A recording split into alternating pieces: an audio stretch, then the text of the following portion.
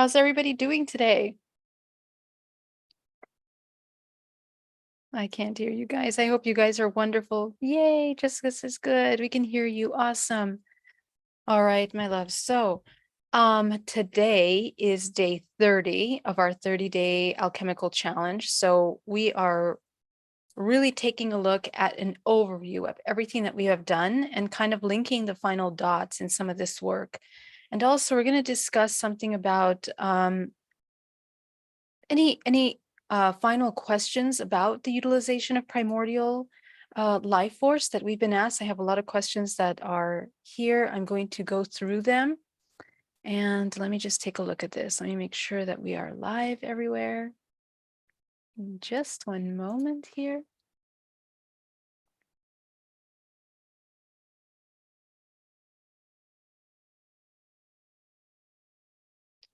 There we go. And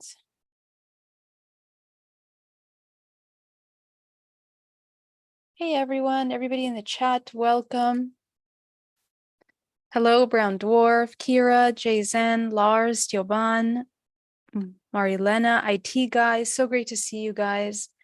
Wonderful. All right. So today we are going to take a look at some final questions, and I'm going to start with the questions actually, and I want you guys to put your questions down below. How was this challenge for you? How did you feel? What did you learn? What did you not learn? What do you have any more questions about things that we went through? This challenge that we did was kind of an overview of things, and there are definitely deeper ways that we can get into a lot of the topics that are necessary. For example, the utilization of life force, sexual energy, and those are things that we need to talk about carefully and mindfully so we understand them very well and how to use them. I couldn't get in, John. Oh, okay, good. But you're here. I'm so Yes. glad Yeah, you're I'm here. here. I'm here. Yeah. All right, so let me Yeah. come over here and come to the questions. We had some very interesting questions here. Adriana, Lars, welcome. In terms of utilizing life force, some people were asking about how to utilize life force when you have a lot of blockages. And also, somebody mentioned that when they tried to do some of this transmutation practices, they got, they got stagnant, they got sick, they weren't feeling well. So I want to address that really quickly, even though we didn't go too in depth with this part of the conversation, because we really need to understand some things. But anytime that we're utilizing life force and practicing the transmutation, bringing that life force up into the pineal gland, how we are moving that energy up the body depends on the neutrality that we're holding in the body. And I'm going to pull up my presentation here because we're going to go kind of through what we have learned and understand how they link together in terms of this project, the alchemy. Anytime that we are moving energy in the body, what's essential to the flow of life force is how we are holding memories, the amount of memories that we're storing, the amount of trauma that we're storing in the body. All of this has to be looked at. If we are storing a lot of trauma, a lot of pain, a lot of suffering, it will be really difficult for people to move life force in the body, and it will get stuck and it will cause imbalances in the body. That's the number one thing. So we need to understand that in order to utilize energy practices, the purpose of all of these practices, the foundation is to create a moving energy system. As you become a conduit of life force. And this is what a lot of people don't quite pay attention to sometimes. They don't focus that that's actually absolutely essential to this work. And in that, they are not receiving the results that they want. So let's go over to this presentation here. I'm going to share this.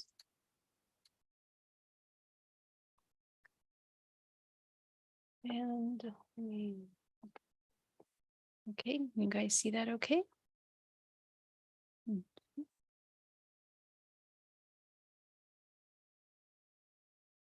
Okay, so we addressed the three main centers of life force, of how to become a conduit, the mechanisms of becoming a conduit of life force from the inside out, from the physical, mental, and the emotional, which are the key areas which represent the higher, the mid, and the lower dantian.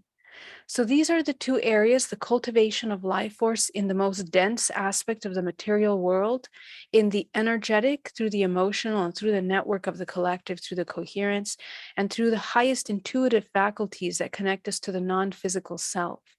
So these three aspects that we combine and we essentially bring into its highest functioning, losing my voice, sorry. And utilizing the pineal gland and clearing the pineal gland is actually one of the number one areas that we started, because we wanted to understand, how does the pineal gland function? How does it utilize life force? How do we begin to activate the life force projection that comes from the pineal gland, which is essentially this violet light that is within us, within every cell of the body, within the universe. It is a energy source that we utilize in order to intercommunicate, and it's what connects us all as one. So many of you that see this life force in your field are activating and cultivating that high intuition for a long time. So I've gotten many questions about that in the past. And so the utilization of violet light is essentially a very important key element, because your ability to see and to access that life force will be one of the most nourishing and healing life forces for the entire organism. Why? Because this universal light, this life force, is a level down from the white light that comes in. It is the primordial life force that links all organisms as one, almost as if it is kind of a DNA. It's like it's a genetic database, essentially, in form of a life band, a wave band of light. And it is embedded and encoded in creating a network of intercommunication with the cells in the body, the physical body, the organisms on this earth, as well as the cosmic bodies in this universe. So how this violet light begins to emerge is when we are activating our intuition, when we're beginning to work with that. And it is something that we can see in the dark. When we focus on the dark, we can actually see this light. You will notice that in the darkness, the more time you spend, like for example, in dark retreats, where you spend time in absolute darkness, that you will begin to see a light that is being projected internally. And this is for everyone. This is how we function, but not many of us experiment with this. So we're not too familiar with the fact that we actually hold within the body an illumination, a natural illumination that's a projection of our life force. So when we are in these dark rooms and we begin to practice, or at nighttime, you can do this at nighttime before you're going to bed, looking into that darkness will allow you to access this light. And the cultivation and the utilization of that light in order to heal is essential. So we talked about utilizing that violet light like a refraction mechanism going into the pineal gland, creating the spectrum of life force that is self-organized in a spectrum of frequencies that are in alignment with the organs in the body, the main organs in the body, because this is the natural way that white light refracts as it comes in through the dimensional layers. So each one of these life forces can be utilized to nourish, heal, and restore, regenerate the main organs in the body.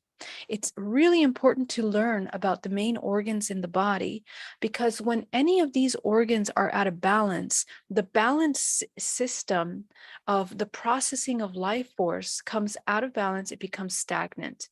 And these main organs in the body represent the different densities of energy that we have stored within the main chakra system. including the root chakra, the sacral, the solar, and the heart chakra. All of these main life forces are brought through a network of energy, life force that we have in our body called the meridian system. So, working with each one of these is a very practical, in my opinion, way to begin to understand where you are out of balance. Okay. So, if we have issues with our bladder, if we have issues with the kidney, issues with our liver, stomach, if our lungs, respiratory system is impacted, also the habits that we pick up around these kinds of organs that bring the body out of balance are also important to take a look at. Do you crave sugar? Do you crave salt? Are you utilizing any kind of drug that oftentimes pools and will put a lot of stress on some of these parts of the body? It's really important to know that chemical drugs put an incredible amount of stress on the liver, and it's directly correlated with our need to cope with the suppression of emotions in some cases. I'm talking just in general, because obviously there's many different kinds of drugs for any possible thing. But the liver is the one that has to process a lot of these chemicals and synthetics in the body, whether it's drugs or whether it's foods that are not healthy for the body and nourishing. So we need to take a look at our habits with ourselves, how we connect with ourselves, why we are doing things, the intention behind the things that we're doing, so that we understand why we come out of balance. Because I get many, many questions about diet. I get many questions about emotions, stagnations, and blockages, and they are deeply, deeply interconnected. Any time that we have stagnation anywhere in the emotional body, there is a somatic side effect that is embedded within the network of the physical body.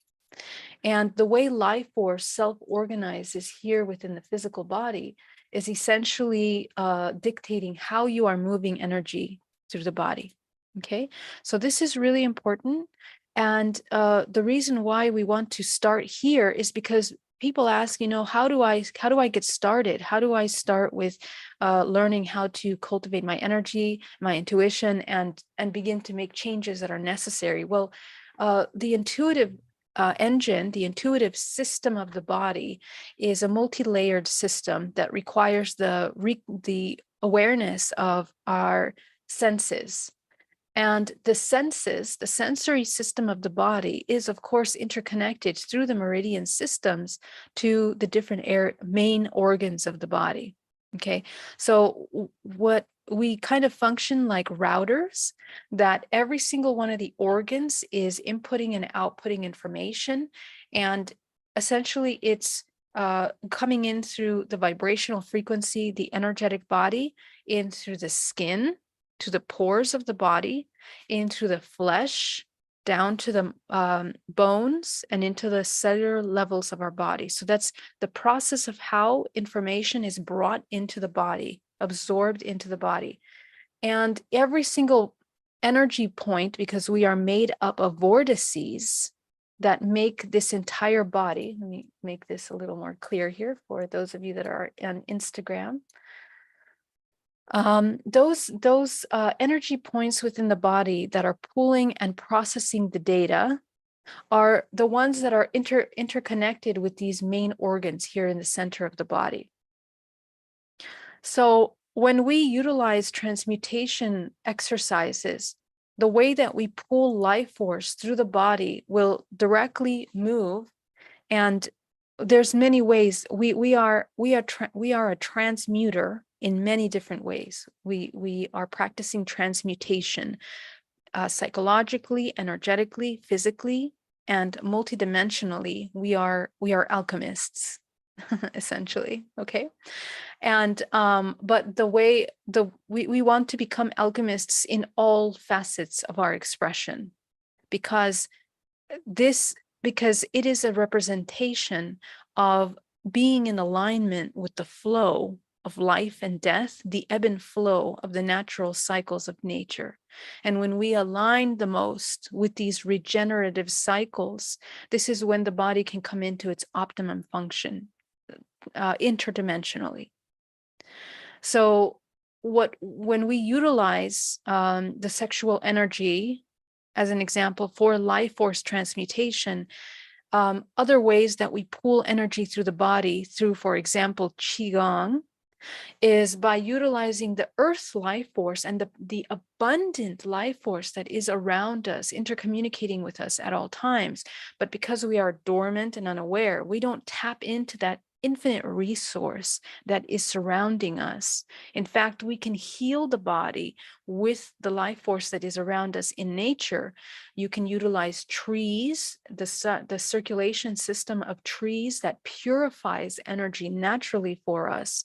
And we inhale that as oxygen into the body.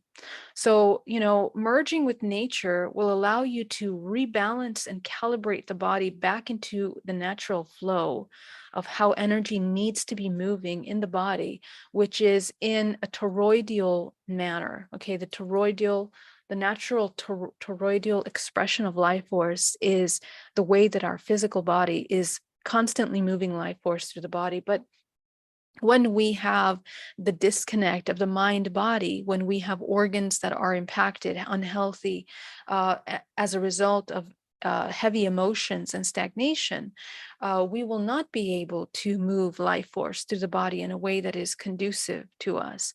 It will be sluggish, it will be stagnant, and therefore our multidimensional body, once again, will become completely, distorted.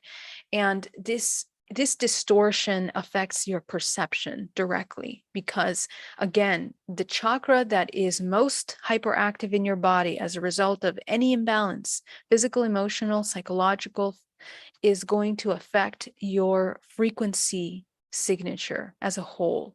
And therefore, what you are manifesting and attracting into your experience. So this energy work is really the key to manifestation and learning how to work with this physical temporary experience called your life, and to bring this body into its highest optimum state. Now, when we are utilizing the sexual energy and we are bringing that, it's called qing, into this highest form function, this primordial life force, it you can use that. So let me just give a quick overview of the different ways that we talked about healing the organs. Using violet light through refractory system in the pineal gland. And that refractory system in the pineal gland functions like a mirror that refracts that life force into different waves of frequency that heal the organs. That's number one. We need to bring the organs into high functioning state. And even if you have an illness or an imbalance in your body, you can still do these practices. It's really important that you do. But number one, we have to do emotional work. I want to make that really clear. The shadow work, what we know as shadow work, is absolutely essential to this work. Why? Because the shadow work is what is being projected from your DNA, okay? And what we have in the code, in the genetic code, is either cyclical patterns of limiting belief systems that are projected into everyday experience, and it infuses your life force with specific imprints of signature imprints of information, of energy. You are what is in your DNA, and your DNA is a complex coiling of in massive amounts of information that allow the body to tune in to everything that you have been and everything that you have the potential of becoming. Everything here within this field, in all dimensional layers, is encoded within your genetic data. So this multidimensional body that you see here is a projection of what's in the DNA. And I want to just give you reference that in 1 tablespoon of DNA is the entire world's history. Just so you understand that the amount of information, only 2 to 3% of that DNA is writing the protein that creates your physical vessel, all of its incredibly complexities and different levels in the body. a function. So our organisms are more, this is the proof that our organisms are more multidimensional than they are physical, which means that our attention in cultivating our non-physical life force and learning how to master that is absolutely key to your navigation in the physical. And it's what will allow you to, let's say, master the matrix per se, this hologram. You become the co-creator of this hologram because, again, this is what is being processed. So to utilize life force in the process of transmutation, um, deprogramming DNA and refining the information that you are processing through your body is key. And I had a question the other day about menstruation. Somebody asked, can we use the menstruation? So I want to add really important to that, and this is good for men and women to know, of course, because everybody's in partnerships, and um, it's good to know how our fellow humans function. But unfortunately, because we are not living in a very connected to nature environment, and we take a lot of even contraceptives, a lot of chemicals. Women are utilizing a lot of chemicals in the body, and we're also eating things that are impure. Um, our menstruation cycles are not as pure and clear energy as they used to be, and especially because of the emotional information that we store, that is being stored in the body, that isn't being processed in a way that is regenerative. Traumas, sorrows, fears, anxieties, all of those things is encoded in the menstruation cycle because that's your DNA. Okay. And the process of creating a life utilizes all of your primordial life force, the primordial life force being the egg and the semen in the men, that is the database of all this information that you hold within you. So if we are every month not doing the shadow work as the female, our periods will reflect that in pain, in hormonal imbalances, in out of balance cycles. And therefore, the use of the menstruation, which people have talked about in our other day, they talked about how they had certain rituals around utilizing that. And in this day and age, I don't really agree with that energetically, because what's being released from the female. And remember that the female loses most of her life force, her energy, through the menstruation cycle. Men, you lose the majority of their primordial life force through ejaculation. Okay, so these are two different ways that, and for the men, it's the same thing. What's being released is DNA. It's encoded in the semen. Uh, all of the genetic information of everything that you've been, your health, your diet, your exercise patterns, the way you manage emotions is within that. So again, what we are releasing is going to be condensed database of everything that you've been doing. So the emotional work is really the way to work with your DNA. And the DNA is the projection of your experience. So this is important because our interdimensional navigation now, let's talk about the next level of this information. The other reason why this is important, because how we are traveling out of body is really important, because our out of body experiences are one of the most important aspects, because the majority of us are interdimensional. The way we navigate out of body is important, because we're doing all kinds of things in out of body. We are accessing the fractals of ourselves, which exist simultaneously in dimensional layers. And what we are doing in these fractals of ourselves is usually an opportunity for integration. And in order for us to become conscious in those levels, but if we're not practicing lucid awareness through our everyday and doing shadow work, where we are going to navigate in out of body experiences is going to be a match to our lowest resonance as well. So this is another reason why doing this emotional shadow work for traveling out of body is really important. The more that you learn how to cultivate life force in the body, the more that you raise your vibrational frequency to a highest functioning point, the easier it will be for you to leave the body and to raise the frequency of the body into a wave, a brain wave that allows you to travel at a higher state. Remember that the language of the universe is essentially how we are navigating these dimensional layers through frequency. So whatever your frequency is what you're going to be experiencing. So for people that experience things that are parasitic or traumatic or nightmares, we got to take a look at all of these aspects of the imbalances in the body so that we can begin to access higher dimensional layers through our brain waves.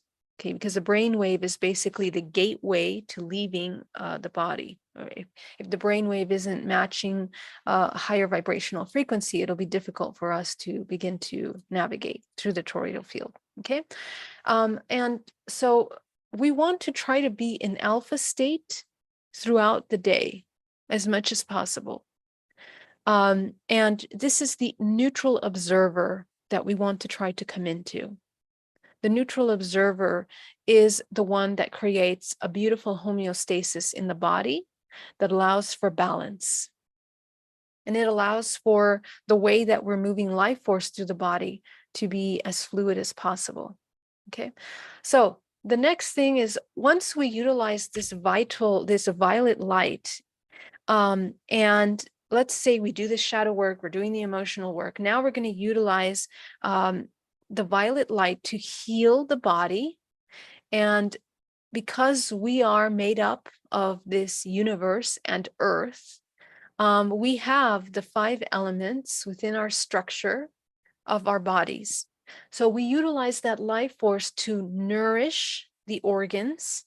And it's really important to bring the organs into a high state by bringing joy into the body, bringing them into a state of joy, literally making your organs smile, come into happiness. Okay, because when the organs are happy, they work together. They work together. They begin to communicate.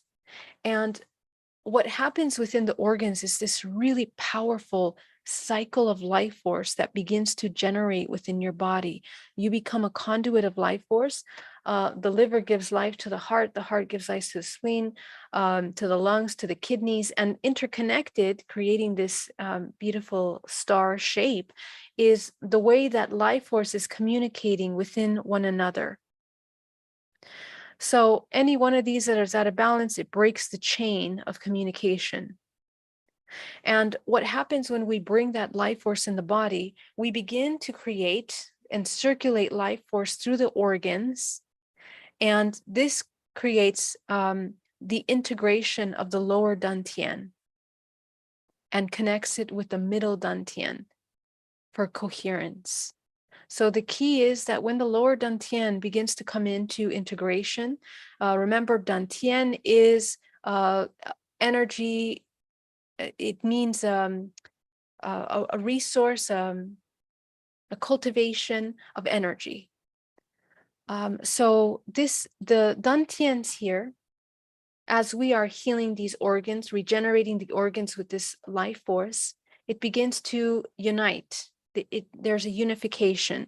This is also part of the concept of the internal marriage, the internal unification of the dualities of the feminine and masculine life force within us that come together. We begin to create that internal balance through the physical body. And what happens is that the lower dantian begins to unite with the middle dantian. And the middle dantian is a collection of the heart, the heart, the throat, and the third eye.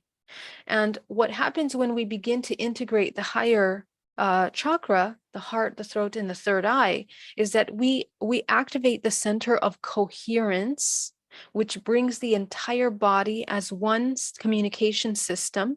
And the chakra between the heart and the solar plexus turns on. It begins to activate. The chakra between the heart and the solar plexus is one of the most important chakras in our work. And in my early journey, it's something that naturally came on. You will notice that your attention will come to this center point in between the heart and the solar plexus. You'll notice that there's something there, something wants to expand, something wants to open. Allow yourself to open that. This is the key to the access of the angelic bodies.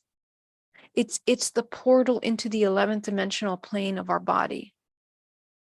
And what happens when we begin to activate this chakra system is that many people will discover that they actually have wings, or they have energy structures in the body that look like wings. Okay, and I know that sounds interesting, but the wings that you are cultivating in the body are what help you fly, or it's the strengthening and the cultivation of your toroidal expression of life force that emanates from the center of the spine out into the back, in and around your field. So the toroidal field comes online when we begin to unite these center life force runways of energy. So that chakra that unites the heart and the lower dantian is essentially the unification key that activates the 11th dimension of the body, and it'll allow you to navigate lucidly in dream time. And I call that chakra the chakra of unconditional love, because it is a product of you cultivating that neutral observer, and from there emerges real love, real love. Again, I need to stress this because many people confuse romantic love in the way that it's been fed to us through entertainment industry, Disney, all these things, the ideas of love being only about partnership. And even in my journey, it took me a very long time to really understand that difference, to understand that there was another love. And this love is the energy that unites the entire system together, because you are tuning into the morphogenetic field. The morphogenetic field is essentially made of love, of this life force, its creative, infinite potential. So this is what begins to become activated. Now, the upper dantian is made up of your heart, your throat, and your third eye. So as you begin to, the middle dantian is the unification of the lower and the middle. The upper dantian is when you start to travel into the higher dimensional levels now, and you have access and you cultivated your life force, your toroidal field, in a way that you can travel lucidly through the higher dimensions. So the next level and focus is the 9th and 10th dimensional plane. Up until the 9th dimensional plane, you are accessing the morphogenetic field of this earth, which is the DNA of the earth, which is yet again where we need to practice the transmutation of our past lives, simultaneous lives, and become aware of the fractals of ourselves that are expressed through this field. Okay, and so when we begin to, I can't move this slide. When we begin to activate the 7th and 8th chakra, this is what changes manifestation, because this is directly connected to the morphogenetic field of the whole. It's connected to the matrix. Imagine that this is the input computing system that will decide the program that you're running. in your life. So changing the life, it can actually be um, easy in a sense that once you deprogram shadow works and all of these suppressions of life force in the body, you align through your resonance, and immediately begins to come the things that you are in alignment with your true expression. And I want to mention again that I don't really believe in the ideas of a purpose being like, you're going to be a healer. You're all going to be healers and that's it. That's the highest expression in this world. No, whatever it is that you're doing that allows you to activate the toroidal field in its highest function is essentially what you're here to do. This is whatever that is, whatever brings you into the highest functioning state of your expression. And this because what happens when you integrate the lower, the mid, and the upper dantian, you begin to enter into bliss states, unity states. And these bliss unity states are not from the ego, and they're not from the passion, the temporary passion that we talked about yesterday. They are in alignment with truth of the whole. And this is what it means to be in alignment with nature, that nature is truth, because these are natural laws of self-organized systems that have an intelligence that transcend the limiting mind of the perception of man. Because our minds are tainted with limiting perceptions, we can't see this natural order. But once we begin to remove those filters, we see natural order. We become natural order. And this natural order essentially allows us to um, align with all things that we have the potential of becoming. Okay, so now I want to quickly touch on interdimensional transmutation. Because the way that we transmute the information from interdimensionality, I get this question a lot because people are proactively working in their everyday emotions and shadow work, and they are already accessing dream times where they have interdimensional contact, ET contact. They're visiting alternate dimensional planes. They're accessing past past simultaneous lives. And so how do we work with that information? So let's start again talking about how we create points of reference in our field. Points of reference in the field are trauma. Anytime that we have a moment of not knowing how to handle the unknown, or we become overwhelmed, is a point that creates an energy memory within the field, within this network of life force. And the way that energy is, when you look at it with different eyes, right, there's different ways to see the human body, because there's complex layers. But the toroidal field would be the emanation of how life force is moving through the body. But that toroidal field, if you look at it under, let's say, a microscope, the toroidal field is made up of coiled information as well.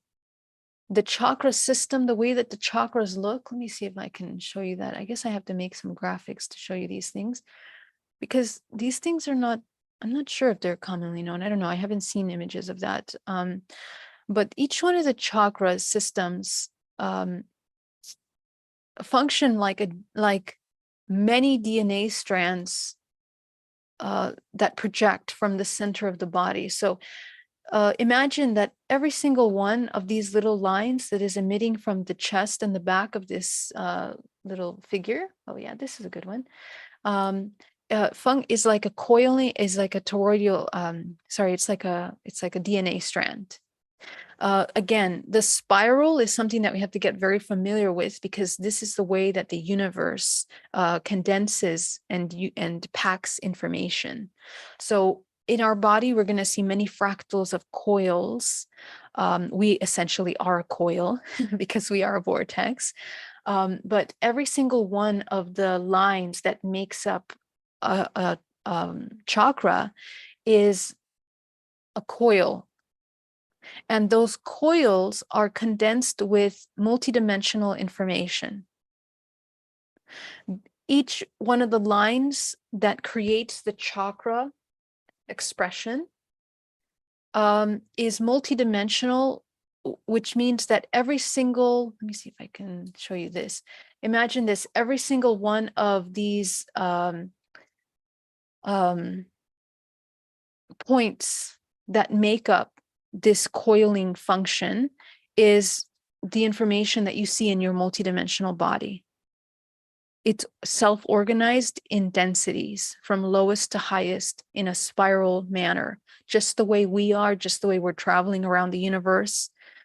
We also are moving in that trajectory of a spiral in which every end of a spiral, every turn, every coil is going to lead us into a new octave of frequency. So imagine that every single one of your chakra systems is this coiling. And so it's the projection of what's in your DNA once again. And every chakra is processing different levels and densities of frequency. So the root, for example, all the information about being safe, not safe, this is very simple example. Those are the kind of frequency memories in layers that's encoded in your DNA. And let me clarify that. So for example, let's say that right here, we're looking at the decoiling. We're gonna project the coiling that's in the root chakra. So what you're going to find is all of your past lives that you have been struggling with the same program of, let's say, separation, program of separation, fear, disconnect. So your fractal, in a past life, you were a priest and you have this deep disconnect and you reach the highest point of consciousness and then you fall down. You commit something that takes you out of that spiritual path. So this is a fragment of your life that is in resonance with this root perception. Let's say, and archetypes, I like to use the word archetype simply because it's a great way for us to understand how this complex expressions of frequency manifest into some form of self-organized expression. We are cycling through different archetypes. The many lives that we live on this terrestrial plane, we are cycling through different archetypes through the astrological signs, which is a very loose way to kind of show how information is self-organized. And I say that because we have different astrological systems around the world. So there is a one astrological organization that is talking about frequency more so than personality traits and stuff like that. So these astrological signs that we are moving through essentially become our spiritual journey and the transmutation process of everything that we are beyond this life, all lifetimes. And every single year, remember, everything is in spiral. So in that same way, this is an entire year. In the entire year, we address different archetypal, it's highlighted and triggered different archetypal parts of ourself for the opportunity to address and heal those things. So if we don't take those months, and every person is different because they have different astrological signs with different information, the way that the moment that they were born creates a vibrational signature that will either help them in certain areas or it'll feel like a limitation in others. Those are the ones that need to be transcended for you personally. So take a look at your the archetypes of yourself that have been in pain, suffering, contracted, and you can utilize every month and every 30 days or every number of days that makes up a month, because we function in phases.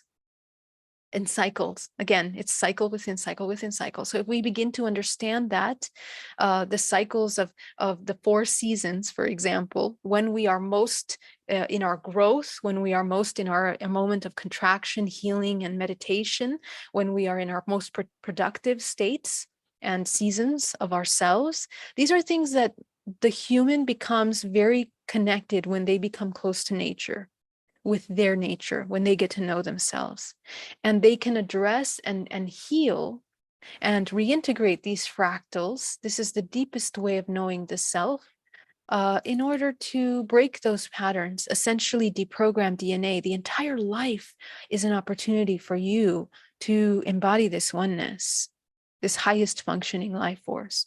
So our DNA is the most valuable thing that we have. It's the gold. It is the gold. It's what we refine into gold. It is the alchemy. The product of the alchemical transmutation is what your DNA ends up being, essentially. It's a highly conducive, um, it's a highly conduit uh, of life force in all dimensional layers. So as I was saying, the chakra system is packed with information that we, through these cycles and seasons that we embody, we have an opportunity of integrating every one of these chakras in the body. Okay, and the chakras, of course, are interconnected with layers, because they are DNA expressions, create our layers of perceptions. So how we are perceiving the world will depend on which one of your chakras are more hyperactive. So in today's meditation, I also want you to kind of tune into that. We're going to be reading the chakras because I want you to learn how to do that. And I've taught that in other courses before, but this kind of reading your body, this is why we call it reading state, is one of the most powerful tools that you will have in this work, because you are learning to speak the language of the universe, which is this frequency. So as you learn how to read the state and the which one of the chakras are more in balance, out of balance, hyperactive, it'll tell you everything you need to know. It'll tell you the season that you're in. It'll tell you the emotions that are most hyperactive in the body and that need attention. What happens when we start to work and do this shadow work is that essentially the body begins to move from the low, sluggish, moving toroidal field that kind of looks like this, that you're deeply engaged into the physical realm. And the engagement in the physical realm is only good when we use it as a tool. When we make the physical the absolute truth, we lose sight of the ability to access the immensity of our multidimensional body, most of ourself. So this is where people feel, I can't connect with my higher self. I can't connect with source. I feel like I'm not able to pull life force through the body. I can't activate my intuition. I don't trust myself. I have no discernment. This is the direct product of that, because the entire cultivation has been in the physical, trapped in the emotional. So the moment you begin to clear these chakra systems with those complexities of yourself, and I just want to say, because I know what I'm saying can sound like, oh my God, we're never going to be able to do that. That's a lot of work. It's so complex. Okay, I just want to let you know it's actually not. Okay, and the reason for that is because even though we are ranges of frequency, we are expressing a plethora of emotions, experiences through life. What it comes down to is the beauty of duality. Okay, so you're in a level in the game of your existence. This level is actually not that hard to overcome. And I'll tell you, because you are learning duality. Everything that you're doing is you're choosing between fear and love. You are learning contraction and expansion. That's all it's going to always come down to. It doesn't matter what event, it doesn't matter what fractal. It doesn't matter what that fractal experienced, what you're experiencing. None of that matters. It matters for you to understand the emotions, the triggers, and how you go from contraction to expansion. That's all you are doing in this entire process. That's how we can simplify it. And once you stick with that, you are training your organism to learn how to become an ebb and flow of life force, a transmutation system. Inherently, you become a transmutation system. So, and from there, everything else naturally aligns. Your toroidal field will move. This is not, the movement of your life force is not something that you have to force. When you do the shadow work, it's a natural expression that will come as a result. Okay, so that's really important to note. And now I lost my train of thought. What was I saying? Oh, yes, the Merkaba. Yeah, so what happens when we do this shadow work essentially is that you begin to balance your perception, in that the integration of the lower, middle, and upper dantian now become conduits. You have linked the systems. You link these systems, now life force can move through the body, which means that you can start moving your field. And I want to, again, because of your complex makeup of hybridization, which means that each one of you is a cocktail of DNA, which means that you have different source origins, you have different genetic composition. That means that your strongest simultaneous lives that you're living influence your abilities in this lifetime. So some of you are going to be from higher dimensional planes than others. That means that your shape, the shape of what you are geometrically, or the shape that you most attune to for your healing, may not be the Merkaba. The Merkaba is one of the vehicles that the body can produce. And you may have mastered the Merkaba in many lifetimes, so it's not going to feel like something very big for you. So your job is to begin to embody other higher geometric expressions, which are based on the Platonic solids that make up the way that energy is expressed, manifested into the physical. We have all of the Platonic solids in our makeup of our bodies. And those Platonic solids are how each one of these dimensions is bending light, and how form manifests in every dimensional layer is not all going to be a Merkaba. It's going to be different geometric expressions, more complex perhaps, which means that they are less physical, because the way that energy moves within them is higher each time. It's a higher bandwidth of frequency every time. The more complex the geometric shape, the higher the frequency, the less solid it is. So we are all of those things. And so I want you to explore, and I want to mention that because people get frustrated sometimes when, they're not too in alignment with the Merkaba initially. This is one, it's preliminary expression of ourselves. So you do need to understand how to move this energy through your body, because the toroidal field is a natural expression, geometric expression of your vortex. That's what I want to make really clear. And essentially, this is a link, one link in your DNA expression. You are also a coil. The way that energy is braiding through you braids infinitely. And this is just one braid expression of that.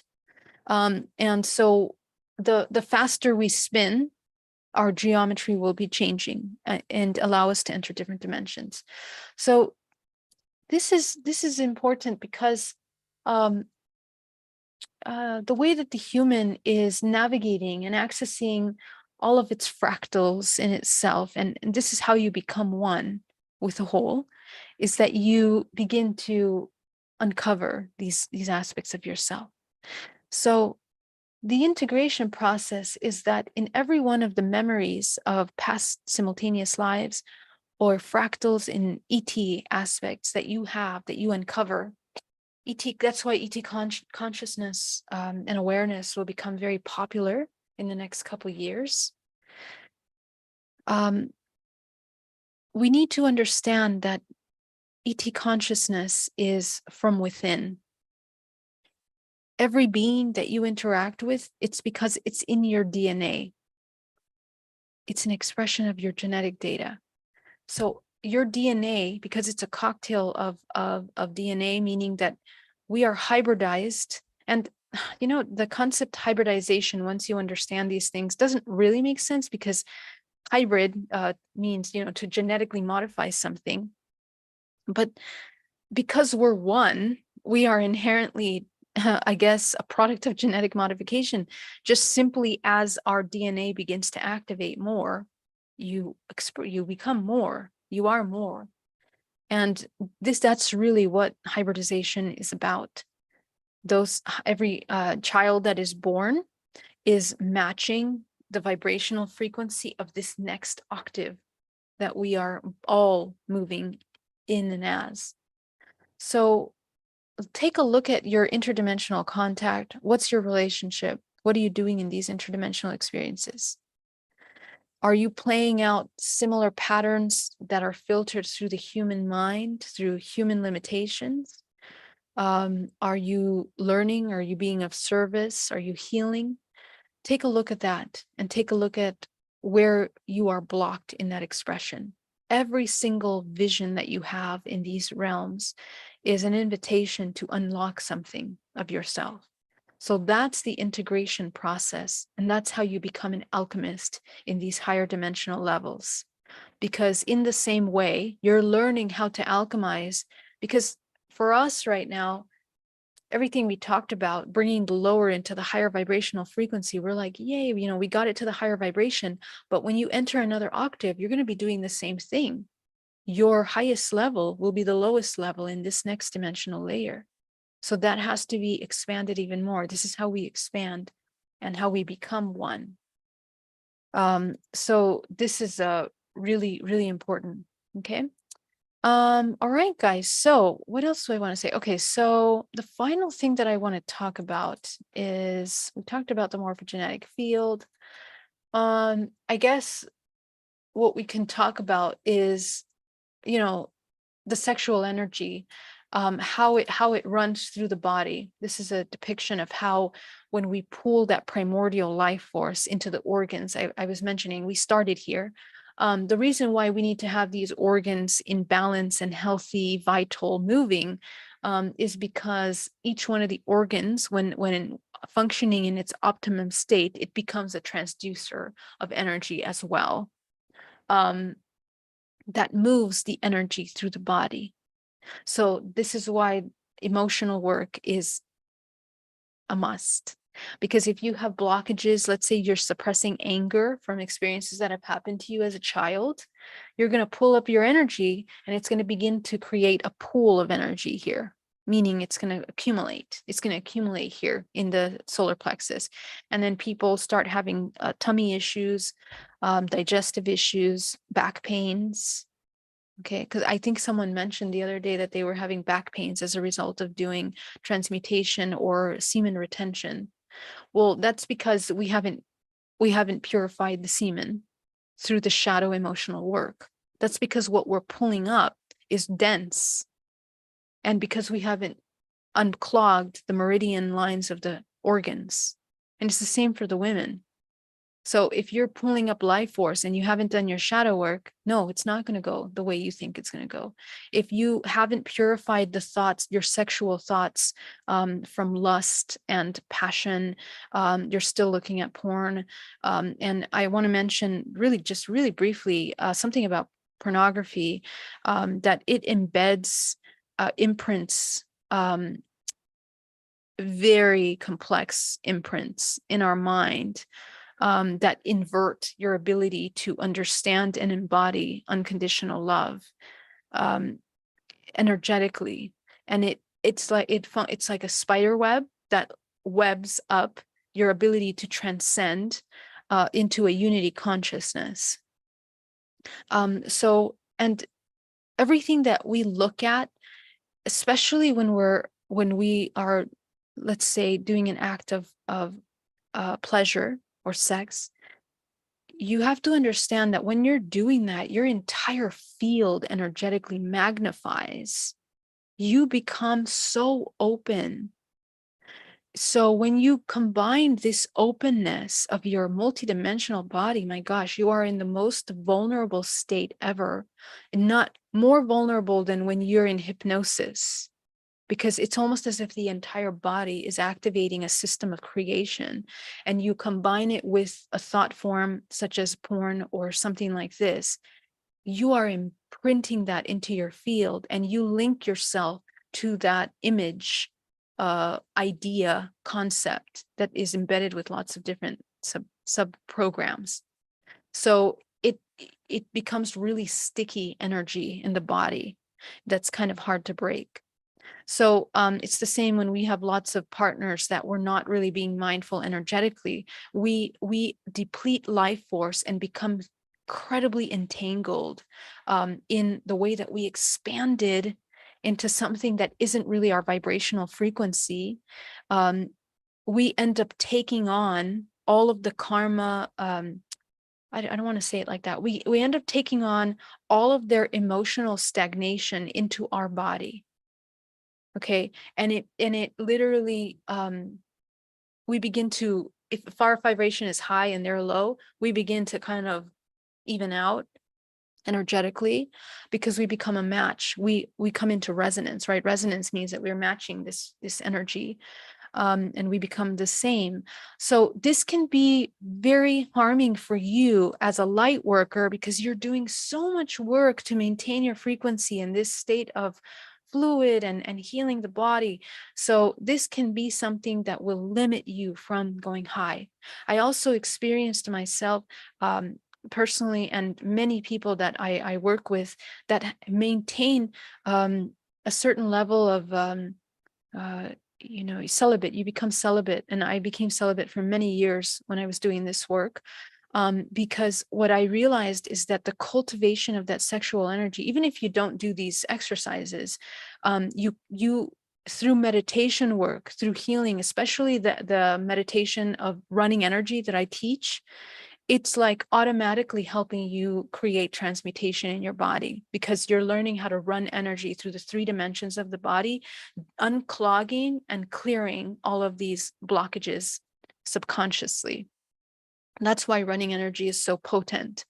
But what I realized is that having reached that high level through celibacy, it completely activated my ability, my intuitive abilities.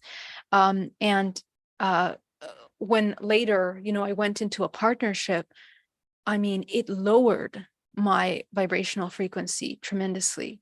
And this is why it's really important that when you partner with someone, that you are aware of these things, because many of my clients become very frustrated. They work such a long time, and then they feel blocked, and then they feel like they can't break that block. So clearing sexual energy from the body is really important. Working with every partner that you've had, in releasing the imprint within your body, because remember, especially when you practice just regular sex, you're exchanging DNA.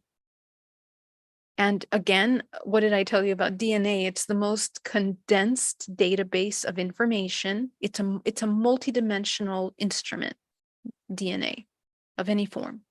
And so when you exchange that with someone, you are embedding within them your information. Okay, so and it begins to merge, or it can heal the person, or it can also destroy the person, depending on where you're at. Right? This is why we have like bad relationships that are become very painful, lots of suffering, lots of imbalanced, parasitic, and codependent as well. So the moving of the life force in the body, and what we're doing with our primordial life force, which is sexual energy, is essential to maintaining health. And when you are doing the transmutation process, we have to do that shadow and clearing work. Now, as you move this up, the second area that people get most blocked is in the heart center. So the first is here, the solar plexus. Usually they'll make it up to the sacral, solar, and then they're going to have blockages if they don't do the shadow work. But the next area is the heart. And for us humans in our day and age, our relationship with heart is one of the things that we must focus on addressing. We need to learn what love is. We need to get very familiar with love and the different expressions that it's made up of: peace, harmony, surrender, uh, wholeness, disintegration. So any programs of not being worthy, and this is where the internal alchemical marriage actually happens, is right here in the heart center. The coherence is not just with the external world, it's the internal coherence. Because if you don't have the internal marriage, if you're at war with yourself, if you hate yourself, if you judge yourself, if you're just at war with your poor self, you're not going to be able to have any kind of integration or alchemical opening. So this is actually the part that is the hardest for the human, where the ego has to be nurtured, and the ego has to let go of all the false identities that it thinks it has to be, or it thinks it has to become. And these and let them go, so that you can become all and nothing at the same time. This is the true expansive expression of the self, and this is how you become unconditionally loving with yourself. So this is the key, and this coherence has to be done internally, and then it expresses out into the whole.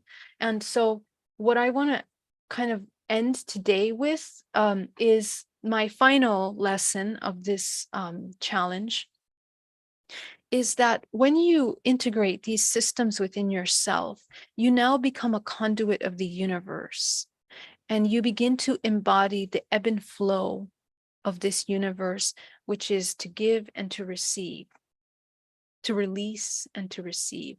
And what you discover when you do that is an immense generator of love, a love that some may not have experienced yet. When you see yourself as everything around you, you see yourself as brothers and sisters here on this call, you see yourself as your partners, you see yourself as your children, you see yourself as this world, cities, towns, communities, the world, the human race.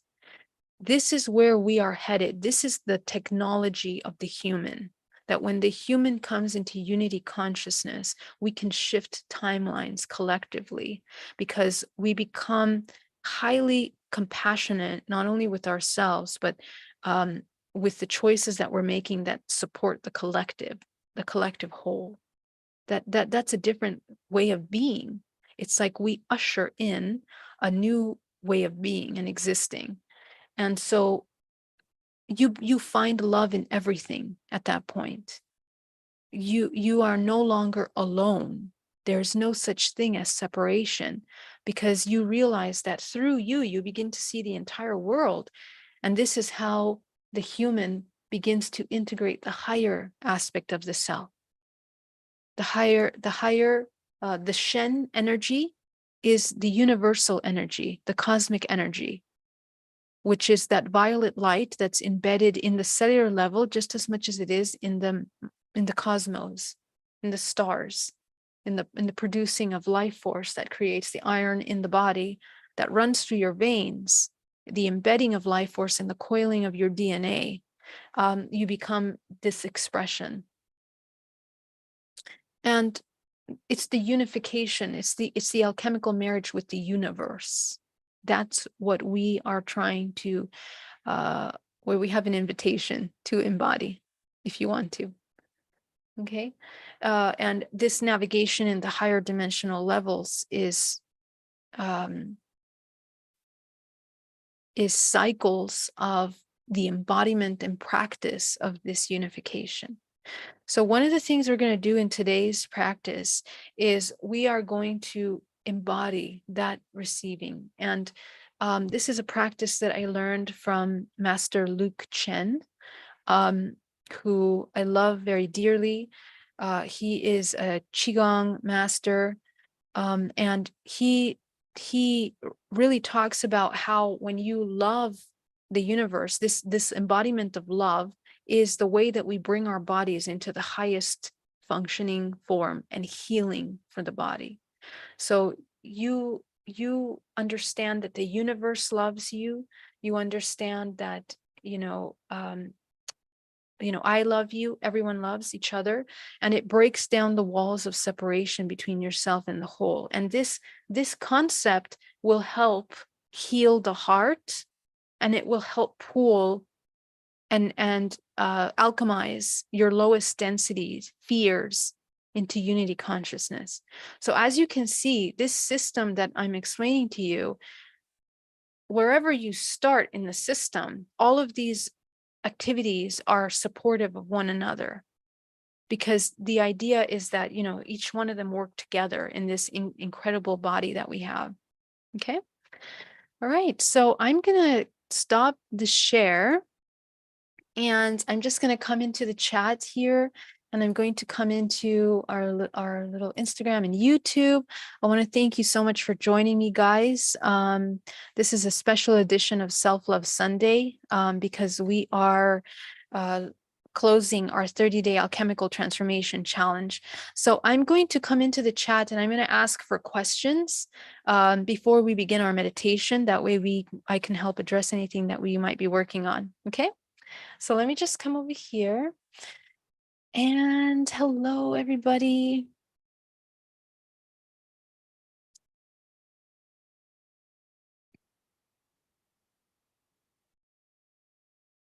Please put your questions in capital letters so that I can find you. Somebody's asking me, how can I be used to breed hybrids as a male? I have great genes. Okay, so again, I think I answered that question because essentially it's in our DNA, and we are already okay. So, but let me answer the question about the hybridization program. How do we sign up to this hybridization program? We're already signed up. The fact that we exist in this matrix means that we participate in the procreation program and in the sustaining of the matrix. Procreation is to sustain the matrix because it's entering into the cyclical reincarnation cycle. When we do it unconsciously, we're supporting the parasitic aspect, duality of this matrix. When we do it consciously, and let's say through some of these alchemical high functioning transmutation processes, we're bringing in souls to support the higher duality of this matrix, and therefore pulling forward humanity in some way. So those are the two ways, and we're doing that in the physical through our partnerships here on Earth, which again are not by chance. They are all organized through the intelligence of this morphogenetic field. But in the hybridization program, you're also supporting the matrix alternate dimensions through your genetic data, through your holographic DNA. Okay, so it's the holographic DNA that within the coils that I mentioned, each chakra has coils, just the way your DNA does.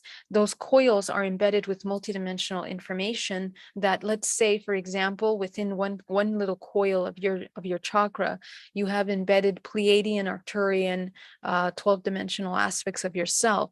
So within the heart chakra and any limitations of your heart chakra, the lowest or the highest level that you're willing to go will make you a match for hybridization programs on that dimensional layer. So you're going to be creating hybrids that match that and accessing up into those higher dimensional octaves. Okay. So yeah, I hope that answers that question.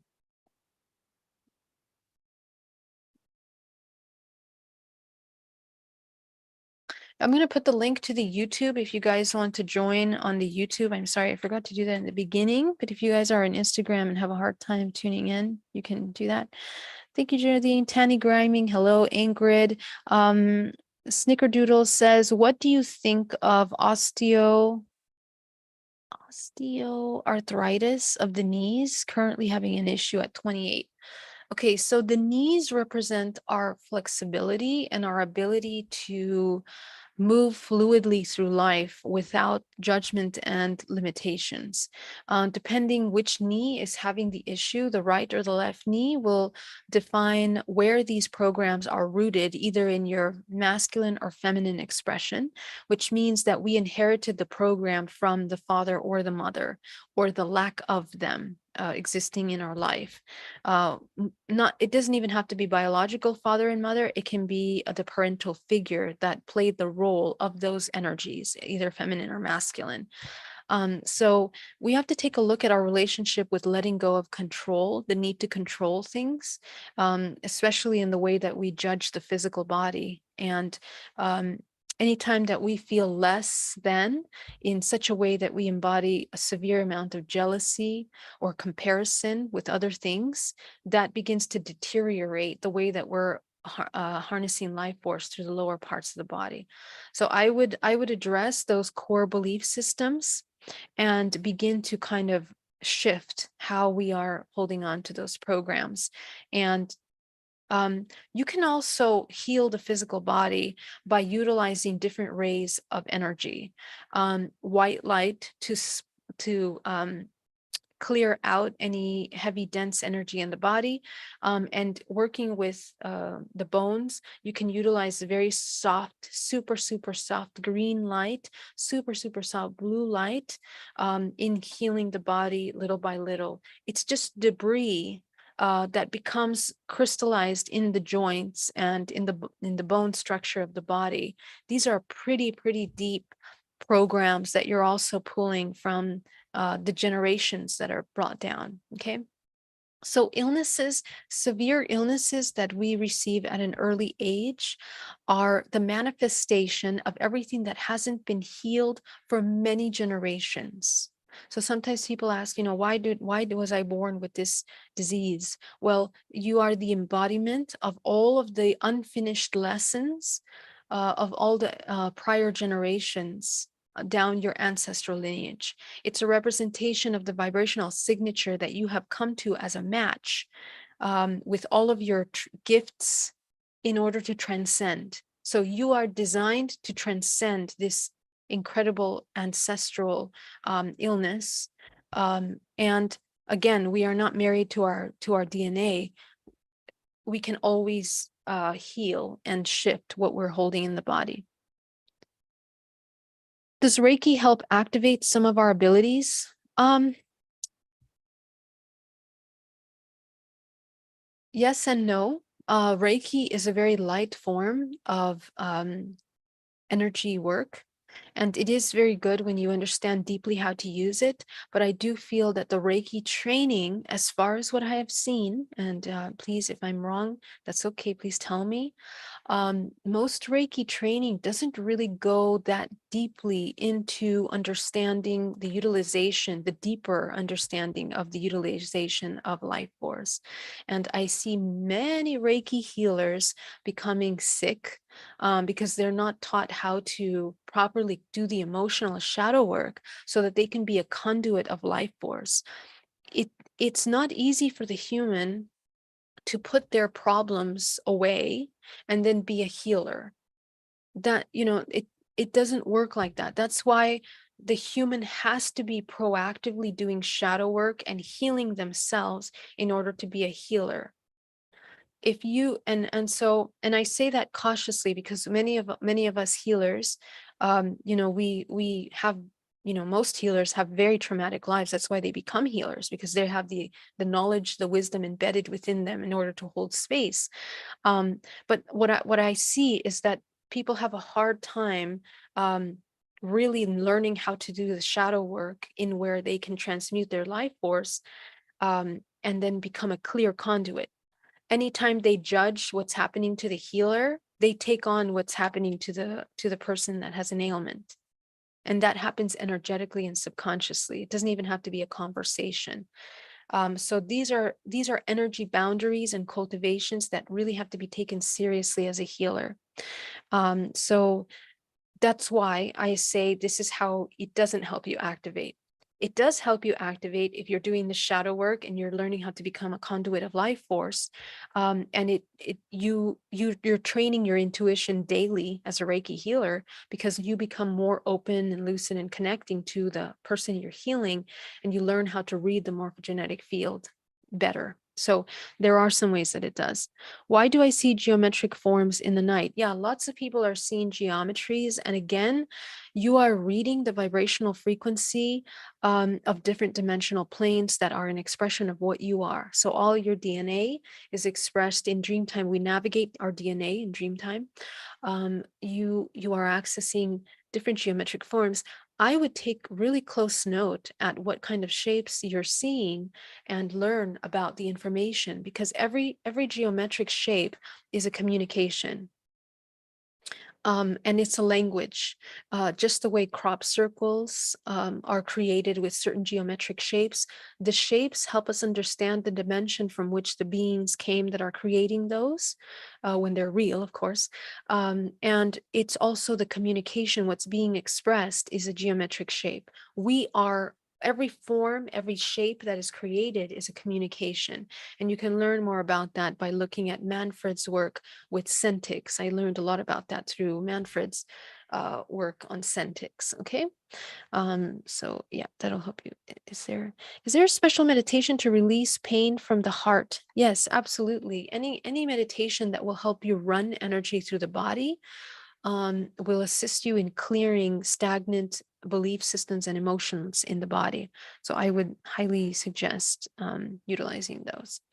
Let me come over here to the chat. Wow, we have so many awesome chats from everyone. Welcome, welcome. Um, Welcome. Please put your questions. I'm sorry, my contacts are acting up today. Um,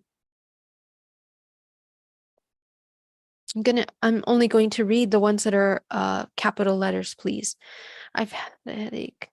I've had a headache for 4 days, bordering on migraine. Could that be related to pineal gland exercises? It's at the base of the skull. The base of the skull this is tension and stress. So, you know, what's happening, what kind of stress, what are we suppressing emotionally? Also, I would look at your stomach. How is your digestive system? How is the biome? Those are the things that I would begin to clear out, because it's the suppression of the solar plexus. It's not the pineal gland. So normally these exercises, unless when you're not connected to the body and when you're not listening to the needs of the body, when you do any exercise, you're going to harm yourself, because this work requires connection and communication with the body.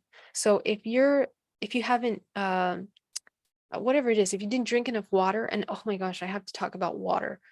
Um, we are mostly made out of water, and water is the conduit that moves the life force through the body, DNA. Okay.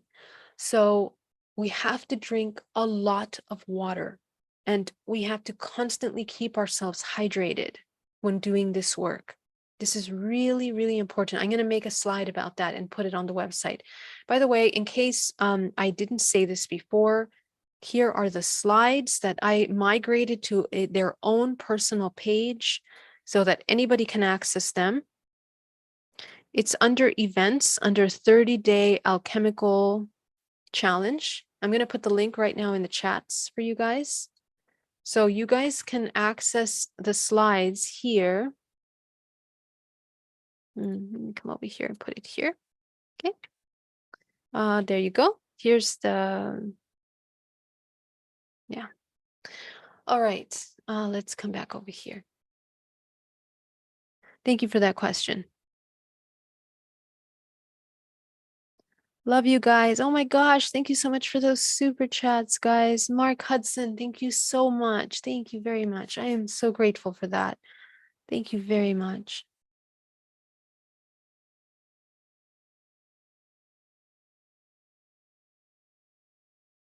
You guys are the best.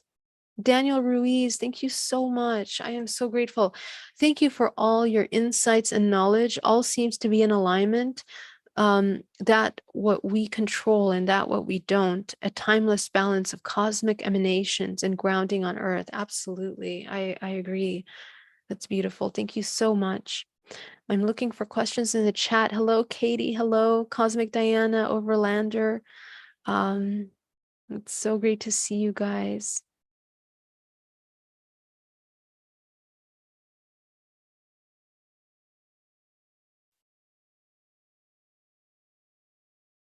You guys are so awesome. Thank you so much, Cedric, for that super chat.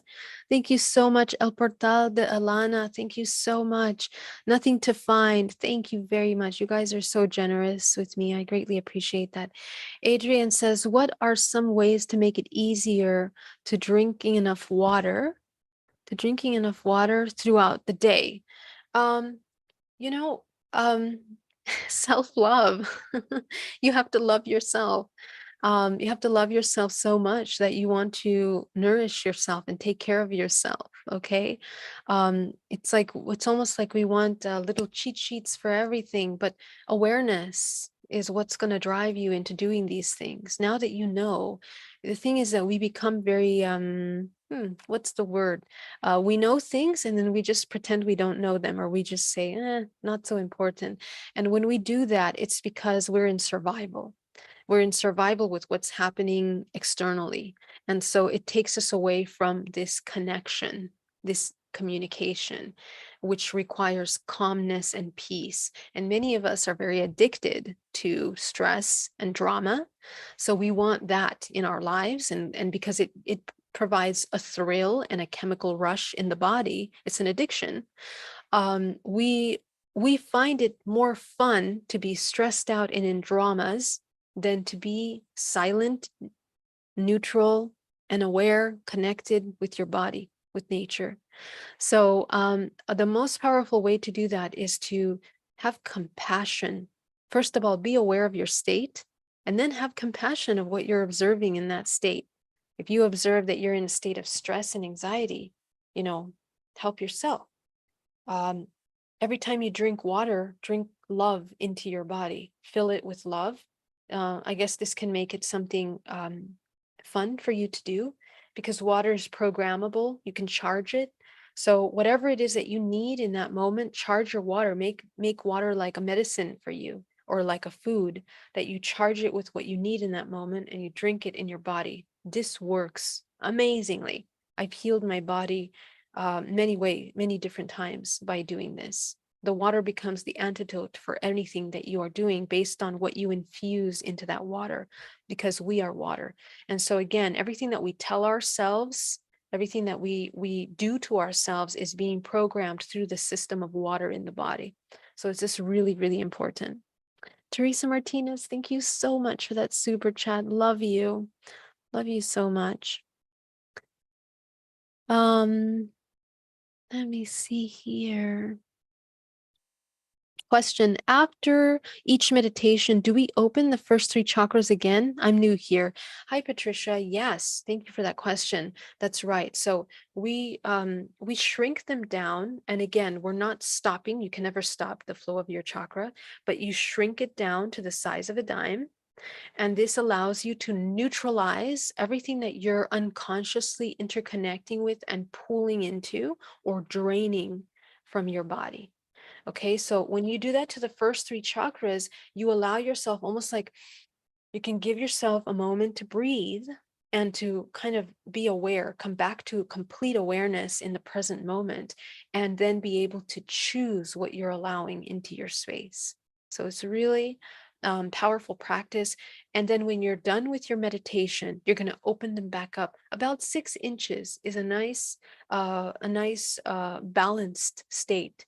If you're training yourself to come into a state of peace, or if you're highly fearful and you're trying to move yourself out of fear, you can control your chakra. The width and the expansion, the expression, emanation of your chakra defines your perception. Okay. So the idea is that we want to bring our perception back into neutral observation, which is why we create this line in our body. All the chakras are in perfect balance. I usually open the top three slightly more to access and to train my intuitive body. And in reading state, you're kind of like a martini glass. Your bottom three are closed and your top three are open. You become an antenna. Remember the antenna. So these are different ways that you can work with your chakra system. I've talked about it in other challenges, but I can make more videos on it. Thank you for that question. Awesome question. Thank you so much, Grace, Adriana, Shirley, Bennett. Thank you so much for that super chat. Wow, you guys are so generous. I'm really, really humbled by that. Thank you very much. I'm really, really grateful. Sherelle, thank you so much. How to deal with breath work and sadness. Okay. Oh, I'm sorry, heartbreak and sadness. Yeah, so heartbreak is actually one of the most difficult what I mean difficult, it's what affects the body the most, heartbreak. I mean, the entire body can kind of fall apart when we have heartbreak. Because again, the heart is the center of coherence, which means that it brings the entire system together. Okay. So if you have the broken heart, if you have a stagnant heart, a lot of pain in the chest, when we're not sitting with that pain, it becomes completely suppressed in the body. And for men, it causes chest and heart problems. This is why we have a lot of men having heart attacks, a lot of men having heart disease, problems in their heart and in their circulation system. It's the suppression of emotions because we lack the awareness of how to feel love and we lack understanding what love is. It creates the biggest disconnect and dissonance in the body. So it has the ability of creating fractures in your energetic body in a pretty deep way. So we have to sit with the pain.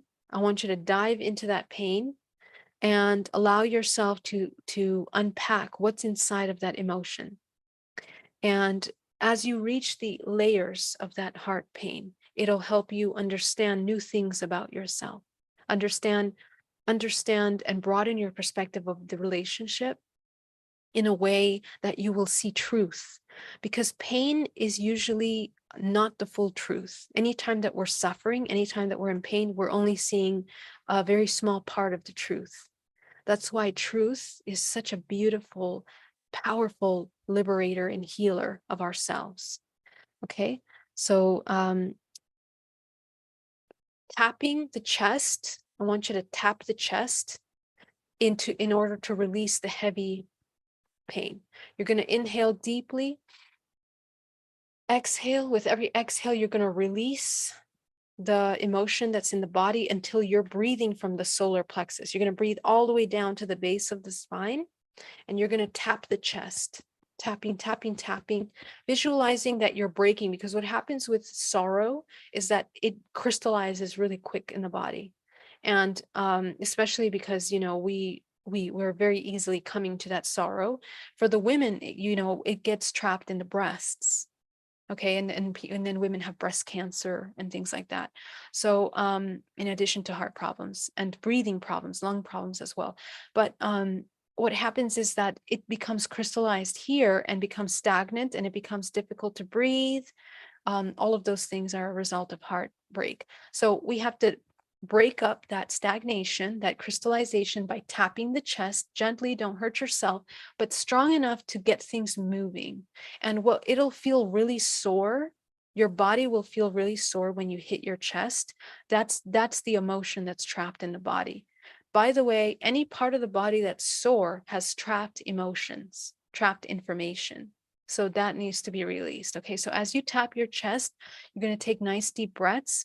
And you're going to feel it's going to start moving things. A lot of people sometimes feel dizzy because you're releasing so much. So combine the tapping with nice, strong, clearing breaths, mindfully releasing all of that heart.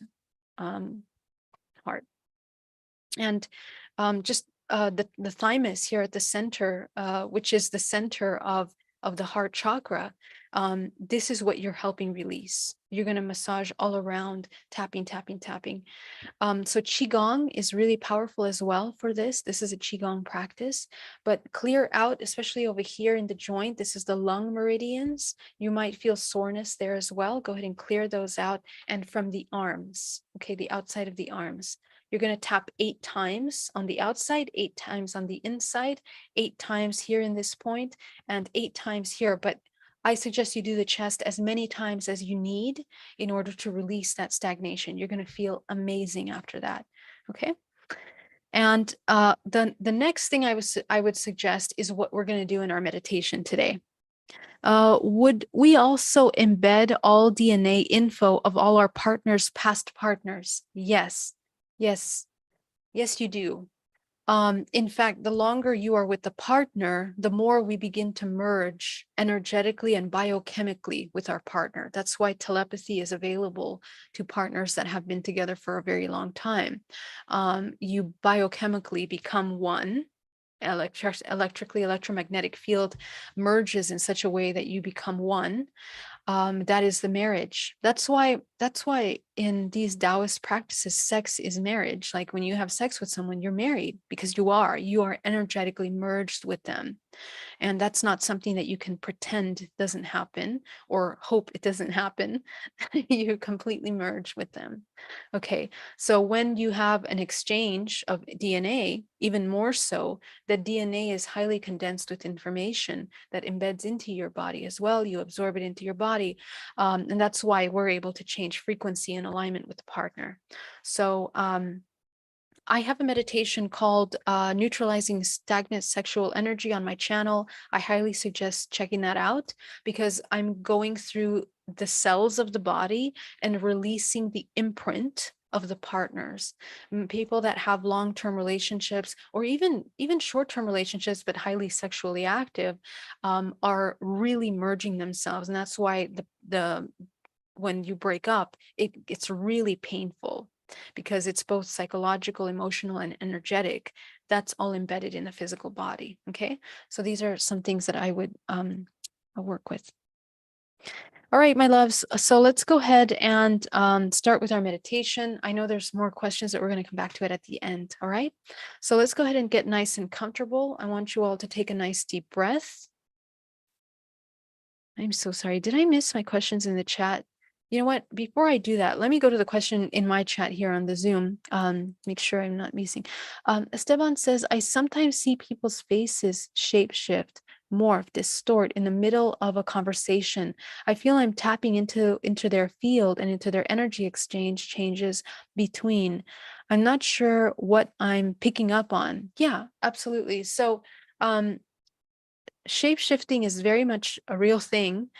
And what you're reading is you're reading their, I guess you can say their DNA expression, which is mostly available to them. Okay, so we have the idea that we have ETs that live among us. Well, that's extremely true in that, as I mentioned, the dimensional layer in which you're most simultaneously interacting with is the one that will feed into your reality. So there's people that they look like mantis, they look like reptilians, they look like Pleiadians, they look like these different kinds of beings, Lyrans, and you pick up on that energetically.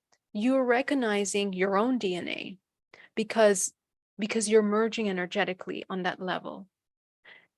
So you're reflecting what is inside of you, but you're also identifying, and because you're so intuitive, you have the ability of reading what this person is holding in their DNA. And sometimes, because lineages are vibrational frequency, it can help you understand where they're at or where they're coming from. Okay. As we evolve, we become more neutral. We become everything. But in the evolutionary process, we align with certain archetypes in our journey. So some people at some point in their life will seem more reptilian. At some other point, they might seem more mantid. At some point, they might mean more Lyran. Again, these races are really more about vibrational frequency. And because frequency and energy has form. This is how we come up with reptilian. This is how we come up with mantid, because that vibrational frequency produces a shape, physical shape, that is similar to what we know as a mantid, similar to a reptilian. Okay, it's densities of frequencies. So this is what you're picking up on. So that's really awesome. I hope that answers that question. Question, is it possible for a person to overcome genetic mutations such as EDS that is caused by the exposure to Agent Orange from previous generations who served in Vietnam? Yes. So here's the thing. When we are heavily affected by some of these toxins, see, the thing is that this will affect the neurological system, primarily the neurological system. So that is what needs to be repaired. And the neurological system is essentially connecting to, the nervous system, both parasympathetic and through the spinal cord. So these are the ones that need to be repaired because they are the runways of life force in the body. The way that it'll impair you is that the mind-body connection will feel difficult to connect with. So for example, it's gonna feel like through the nervous system, you can't feel certain parts of your body as well as you would without that. Okay, so what we need to transcend, and we need to enter into the visibility of the holographic field. When you work in your holographic field, no physical ailment will limit your ability to communicate with your entire organism. Okay, and it will repair this nervous system damage that may have been caused, because we are holographic. This is a fact of our physical bodies. So it's not so much that the DNA is damaged. It is in a sense that when you're procreating, your data in the physical form is not as strong for the children you're going to have, but your holographic system is always there, so you can always repair that, and then it will adjust the physical body as a result. And even though visually, if you have some kind of issues visually as a result of that, it might not change that, but it'll change your function. You will still be able to function properly by healing the holographic field. Okay, so my suggestion is to work with the holographic DNA in affecting and tuning into the network of the intuitive body in the hologram. That will heal whatever is happening neurologically in the nervous system.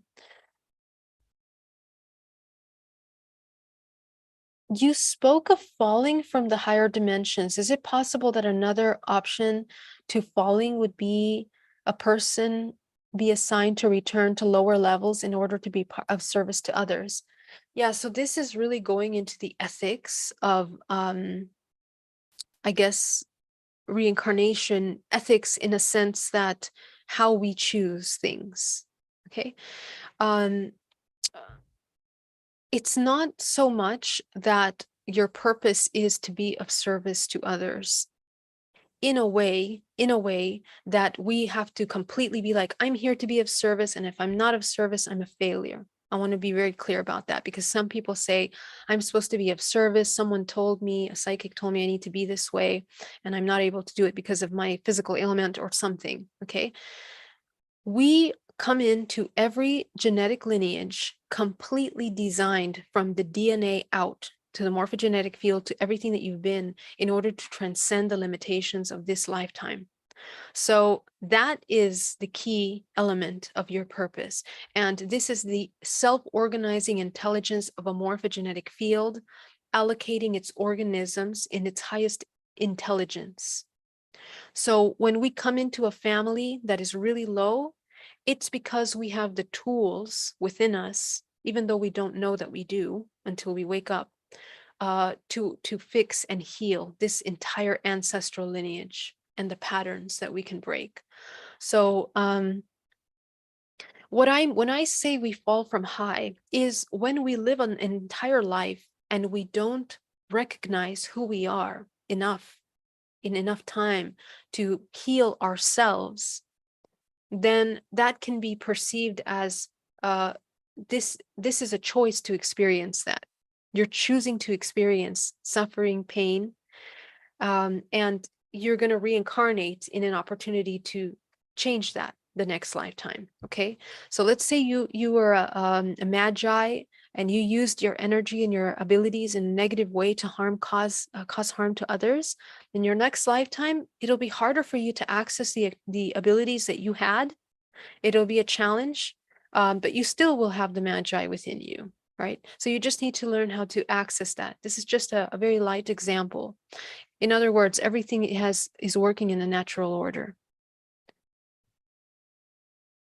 Geraldine, are you saying that we inherit our DNA when we come into a specific incarnation, or does DNA grow and develop over several lifetimes? That's a wonderful question. Because we are one, because we are existing in a morphogenetic field, we exist within a self-organized system of information, and we are existing as all, so constantly. Okay, so in other words, you exist as this self, this fractal, and you also exist as this human fractal simultaneously. So every lifetime is an opportunity for you to choose whether you're going to sustain the programs that link you to a certain resonance or break that. And what that means, it doesn't mean necessarily that you completely leave that lower dimensional plane. You still exist in that lower dimensional plane, but you exist as a higher functioning conduit of life force in that you woke yourself up. That fractal has been woken up. So what it means is that you move life force through the morphogenetic field in a more fluid way through you. You become the whole, you become the source into this morphogenetic field of consciousness or creative life force. This is why Gurdjieff talked about becoming planets. Planets are just incredibly evolved humans, because you become whole. So the more fractals that you wake up of yourself, they expand the expansion of your expression, and your vibrational signature as a whole plays a role in the collective. It's part of the collective. So the more you wake up, the more fractals of yourself you wake up in the morphogenetic field, the more you're able to channel consciousness into all of these fractals. That's what it is. So you become bigger and bigger, and we see it as a world, a planet, but it's just the way that you're channeling life force into this field.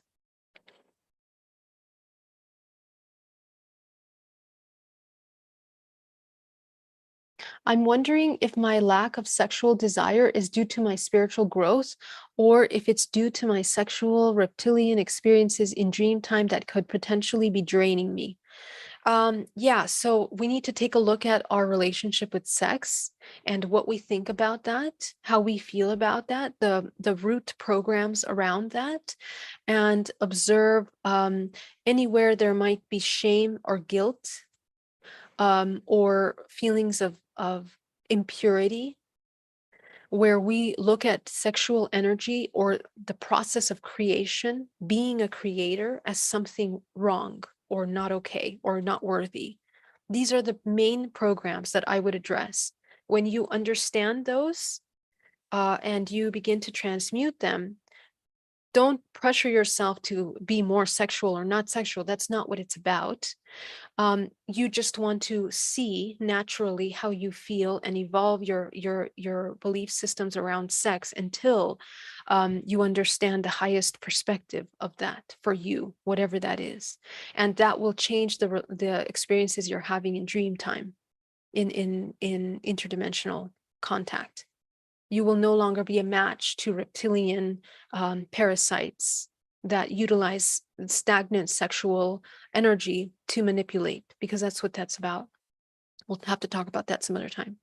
Okay. All right, my love. So let's get started. I want you all to take a nice deep breath. I'm so sorry. Today's gone on pretty long. But let's go ahead and take a nice deep breath. Inhale deeply and exhale.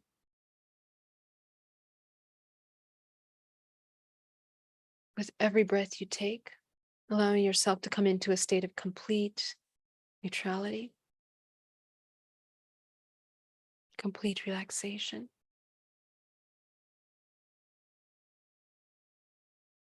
I want you to take a nice deep breath down to the base of the spine. Inhale deeply and exhale.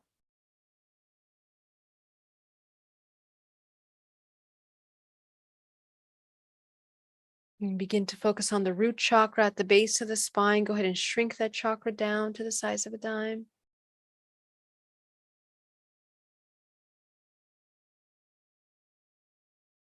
And go up to the sacral chakra. Go ahead and shrink that chakra down to the size of a dime.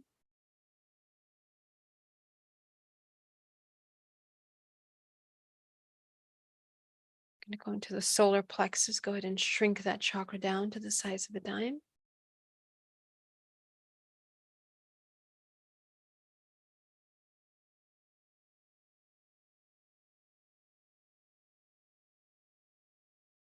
Going to go up into the heart chakra. Go ahead and expand that heart chakra as wide as possible, opening the center for intuition.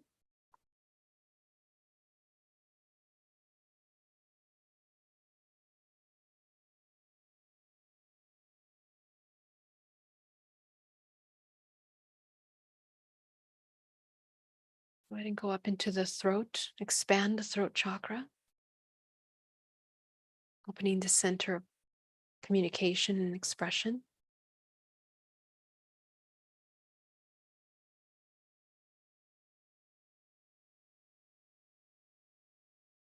Going to go up into your third eye. Go ahead and expand that third eye, opening the center of communication and intuition, higher level of vision, frequency. Breathing deeply. Okay. You're going to go up to your seventh. Go ahead and activate the seventh chakra. Go ahead and activate the eighth chakra. And you're going to see a color that represents your highest vibrational frequency. Go ahead and put it up into the eighth.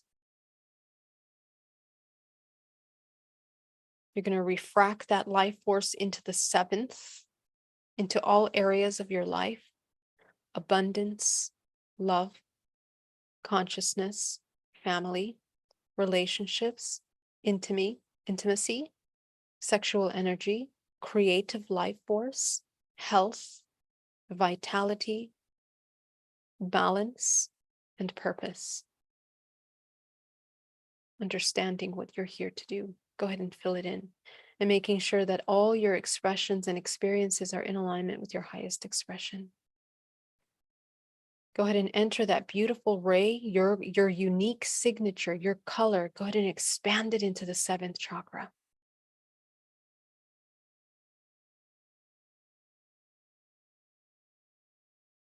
And I want you to begin to look into the darkness of your eyes closed and begin to search for that violet light. It can show up in a small amount or a large amount, depending on what you do. Go ahead and find that violet light. And as you begin to tune into that violet light, go ahead and expand that violet light all around you.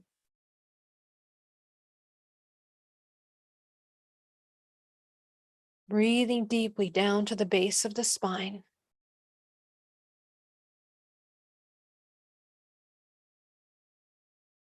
With every breath you take, I want you to absorb that violet light into the pineal gland.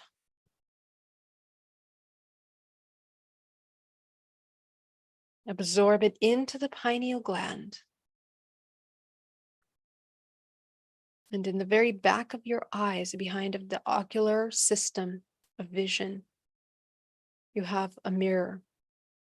a mirror that allows you to see and invert the images of your everyday experience. As you absorb that violet light, I want you to put your tongue to the palate of your mouth, the roof of the mouth, and you're going to suck in that violet light into the body, breathing like Ujjayi breath, for those of you that know yoga. Breathing in from the back of the throat system, inhaling and absorbing that violet light into the back of the pineal gland behind the ocular system into that mirror. And as you absorb that violet light into that mirror, it's going to refract a spectrum of light. Okay? And as you see that spectrum of light, it's going to begin to come into the system. You're going to shine that spectrum of light into the organs of the body. And we're going to begin to nourish the organs of the body. We're going to take that green ray and we're going to begin to shine it onto the liver.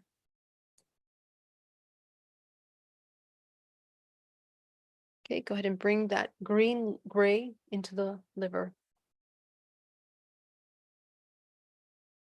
Continuing to absorb and breathe with that Ujjayi breath, absorbing that violet light, refracting it in that mirror, and shining it into the liver, healing the liver. If strong emotions start coming up, that's okay. You're releasing memories that have been stored in your liver. Could be suppressions of anger, feelings of helplessness. Bring that green ray into that liver. To be a nice light green ray. Okay, go ahead and take the red ray. Take the red ray of this refraction of the violet light. You're still absorbing that violet light into the crown of your head, into the pineal gland, feeding it into the heart. The red ray goes to the heart.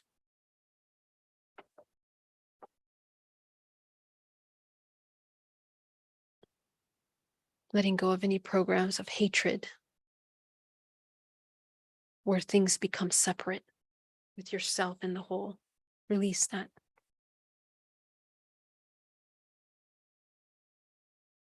Activating the heart, bringing joy into the body. You're going to take that yellow ray and send it into the spleen.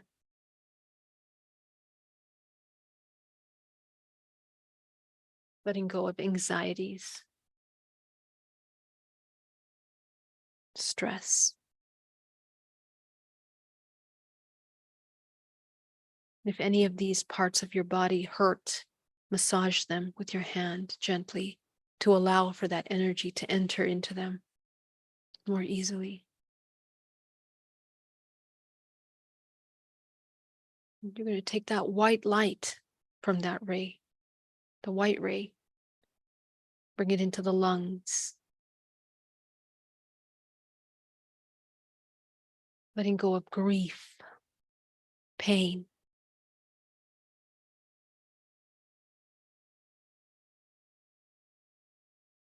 Absorbing that white light into the lungs. As we begin to open the channels of energy communication in the body, you're going to take that blue ray, you're going to take it into the kidneys, eliminating fear. Eliminate fear from the body.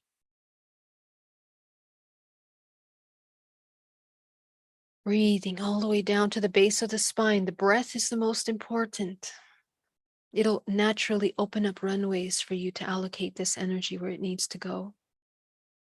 You're sucking in, absorbing that violet light into the crown of your head, into the pineal gland, refracting in the back of the eyes, into that mirror, and into the organs as we begin to heal the body. And I want you to begin to feel this life force, this refracted infinite life force, you're going to begin to create a system of rotation from the liver to the heart to the spleen to the lungs to the kidneys.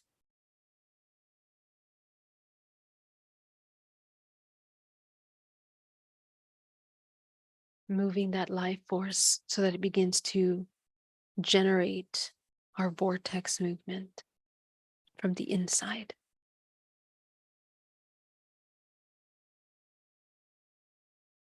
Each one of the organs lights up as you move the energy through it. This is how you begin to activate the vortex from the inside. Okay, so I want you to take a look at the first layer of your body now. You're going to clear the first layer of your body.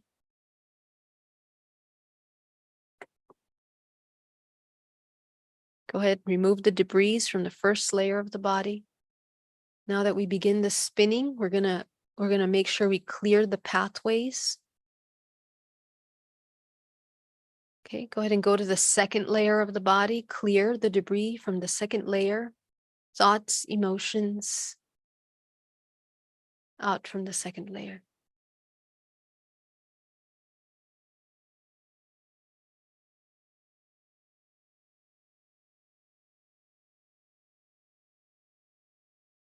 Okay, go into the third layer now, clearing out from the third layer.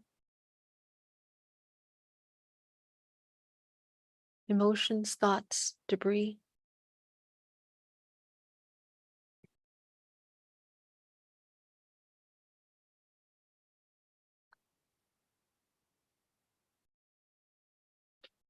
Okay, go into the fourth layer, clearing out the debris of the fourth layer.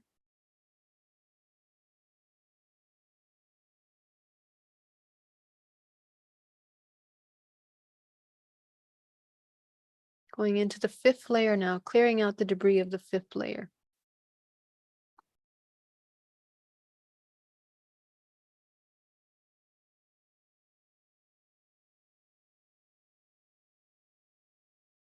Going into the sixth layer now, clearing out the debris of the sixth layer. Continue absorbing that violet light, continue refracting that into the rays of the organs.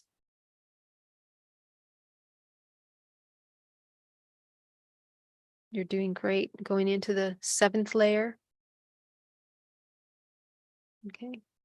We're going to help the body in this clearing system. I want you to pull from the center of the earth this powerful ray of green life force that comes rushing up into the body, creating a vortex of energy, moving our vortex. Go ahead and bring that beautiful green life force.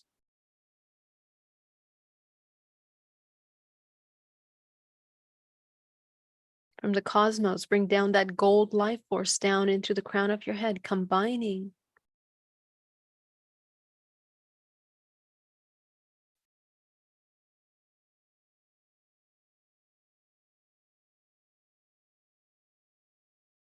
You're going to take 10% of that, channel it back down to the center of the earth.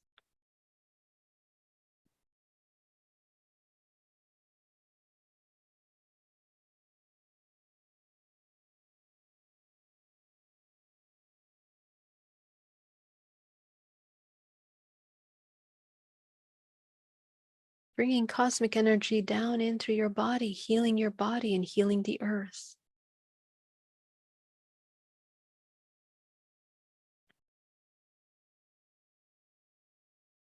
Allowing yourself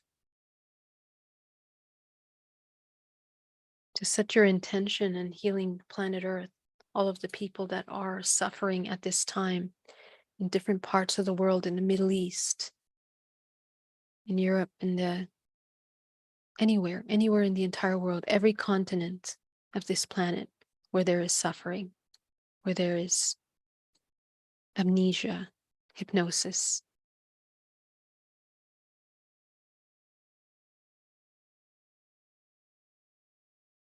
Bringing light.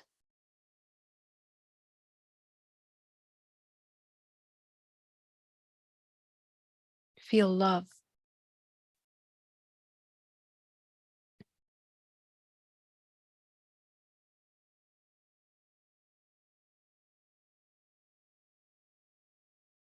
Breathing deeply.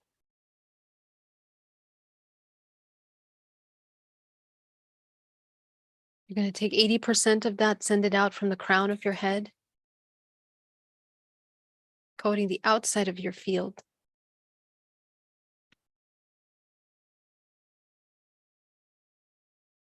I just want you to call your life force back. Anywhere that we have leaked our life force unconsciously, people, places, and things, call it back into your body.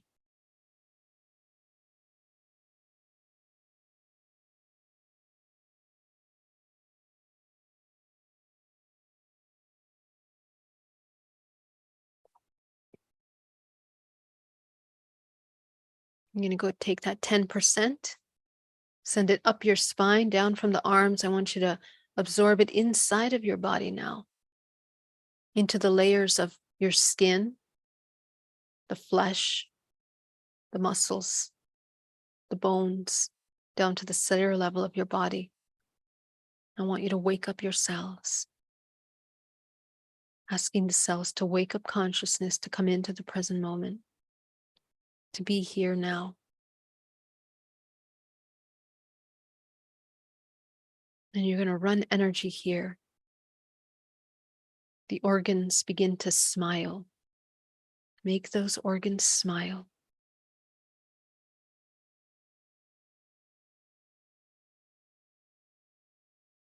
Okay. We're going to make the liver smile.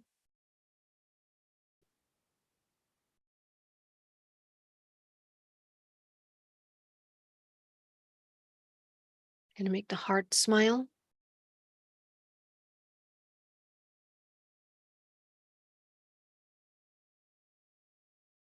Make that heart smile, guys, especially if it's broken.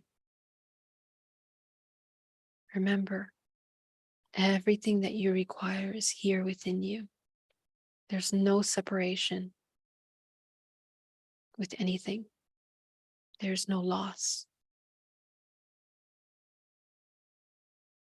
Come into the spleen. Make that spleen smile. Bring joy. Right now, all of you are illuminated. Your multidimensional bodies are incredibly illuminated right now.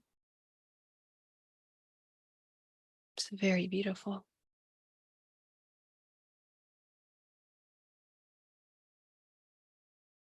Go into your lung. Make your lungs smile.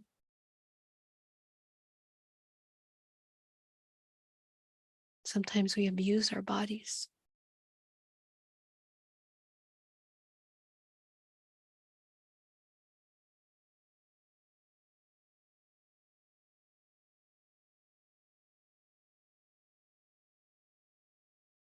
Go into your kidneys. Make your kidneys smile.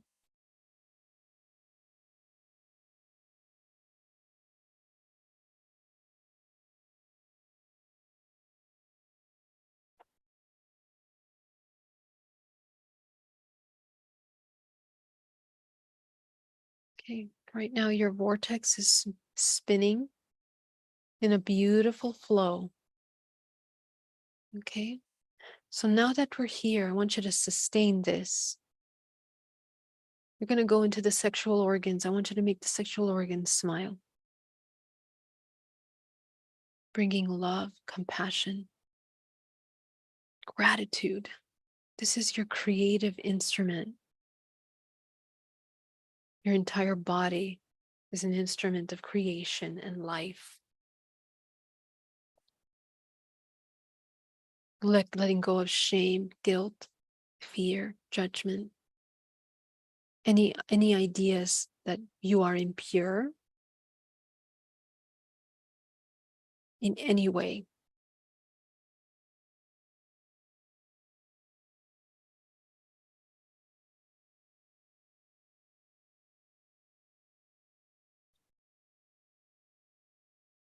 So as you begin to create a vortex of violet light at the perineum, go down to the perineum,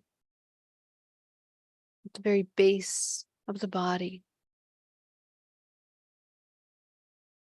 I want you to begin to clear out any stagnation in the perineum.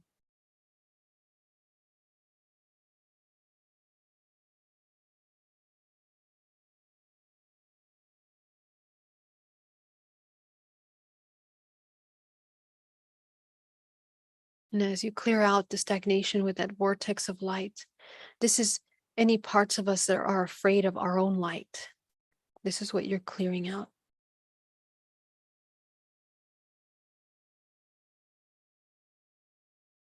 of your own power, because you are powerful. Breathing deeply down to the base of the spine, we're going to begin to breathe down the pelvic floor into the sexual organs, activating this Qing.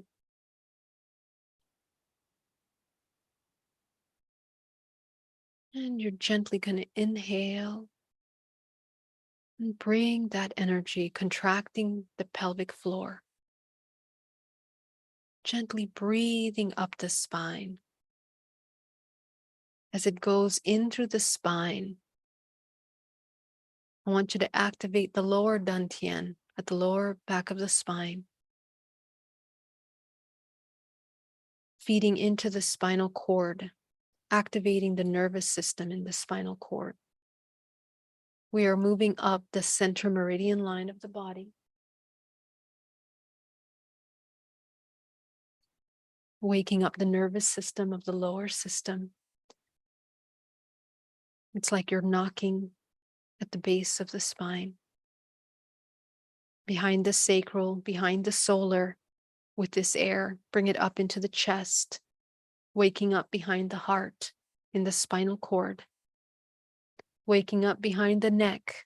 This is the seat of the subconscious mind. Letting go of any illnesses that are embedded in our DNA, any viruses that are in the body. Let it leave the body, going up into the head now, into the brain. As you go into the brain,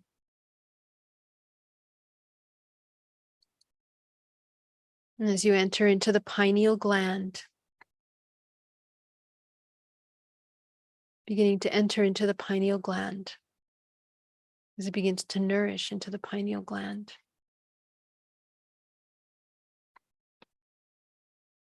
Activating the pineal gland, rotating that pineal gland, expanding the pineal gland.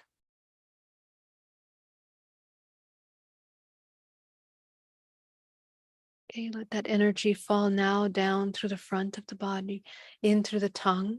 The tongue is at the roof of the mouth. And you're going to let that energy nourish down through the front of the body, through the front meridian of the chest, the heart again, going into the conscious mind. You just cleared out the subconscious, now the conscious, in through the front of the solar plexus and back down into the sexual organs, into the perineum. So I want you to just gently sit here, moving this energy through the body. As you feel the energy moving up the back, down the front of the body, gently breathing, aligning yourself with the natural rhythms of the earth.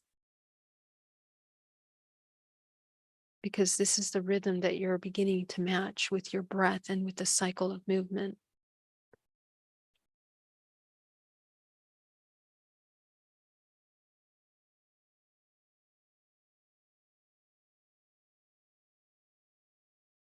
Nobody is forcing anything, trying anything, doubting anything. Just allow yourself to experience this.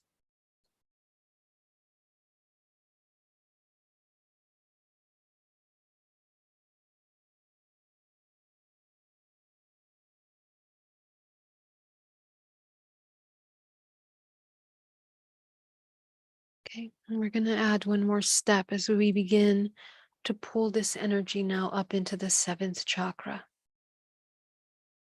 Okay, so when you're meditating on your own, take your time here. I mean, you can spend an hour just doing this, just to train yourself. We're going to move it up now into the 7th. Let that energy go all the way up into the 7th. Let the energy go up all the way into the 8th, activating 7th, the 8th chakra, going into the higher nervous system, the morphogenetic field. You're going to activate the 9th.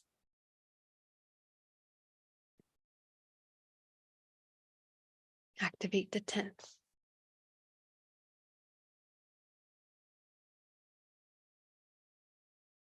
Activate the 11th.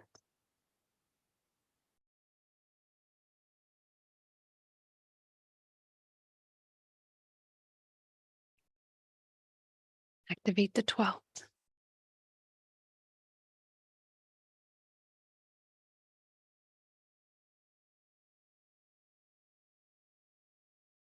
Activate the 13th.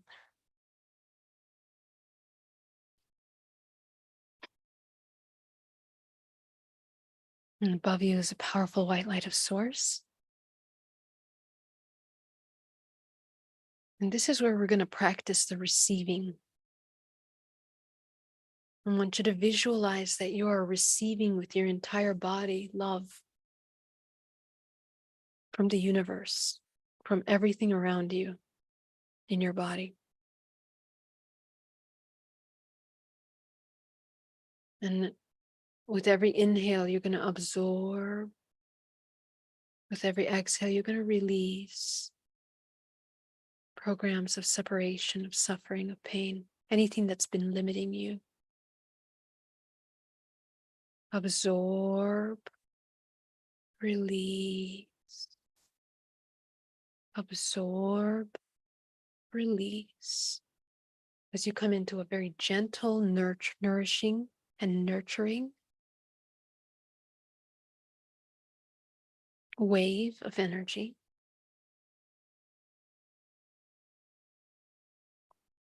Let your body regenerate here. Let this be the mother and the father, the internal marriage to the universe.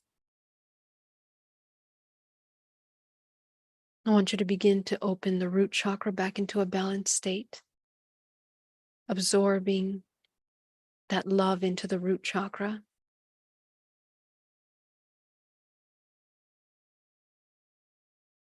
Front and back. Go ahead and open the sacral back into a balanced state. Beginning to open the anchoring system of this life force into the body.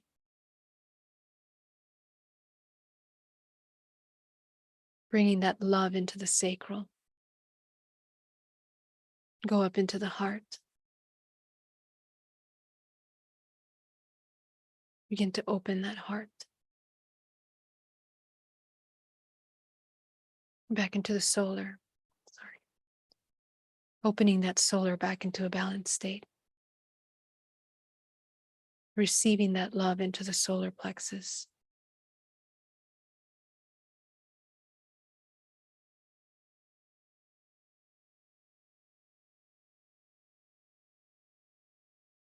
Receiving that love into the heart, into the throat, into the third eye.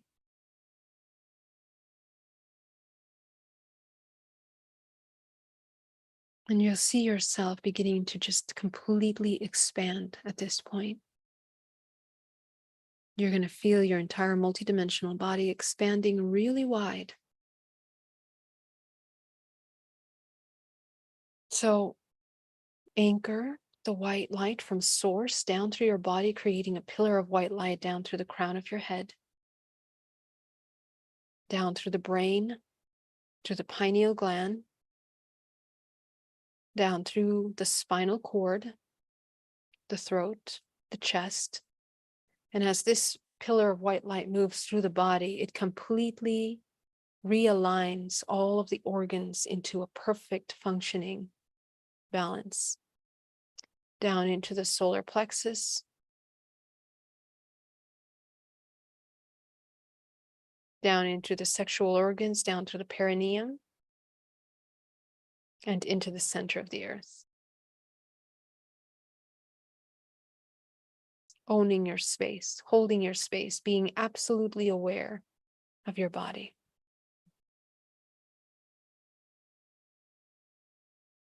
Allowing yourself to feel love. Feeling that ebb and flow of life, releasing, receiving. Excellent. Taking a nice deep breath, I want you to open your eyes and come back into the room.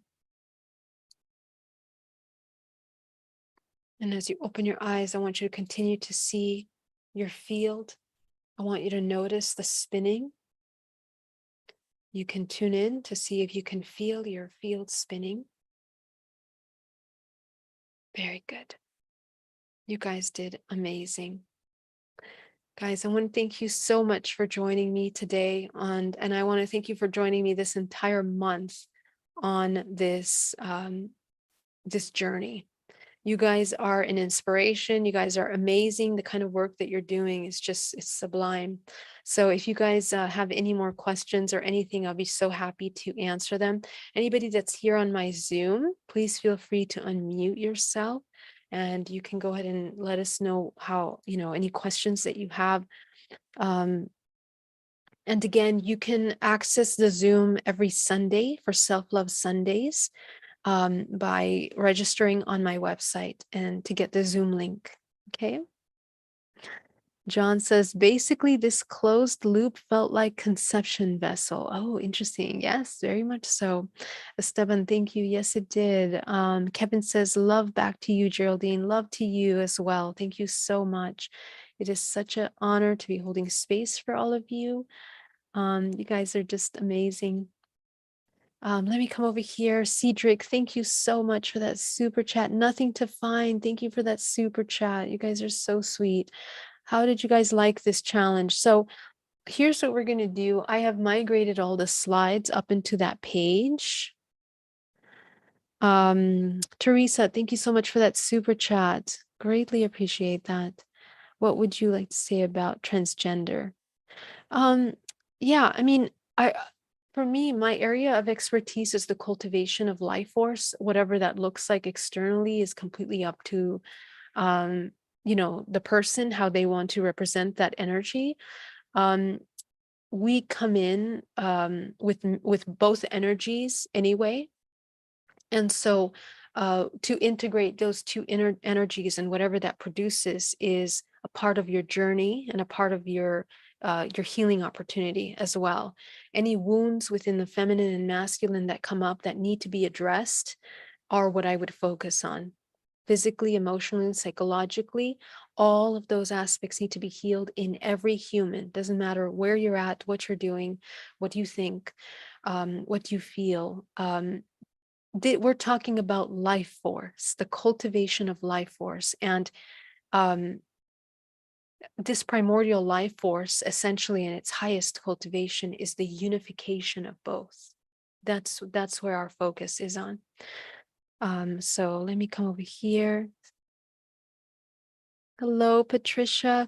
Question, after each meditation, do we open? Yes, we do. Yes, we do. You open those chakras back up. Shirley Bennett, thank you so much for that super chat.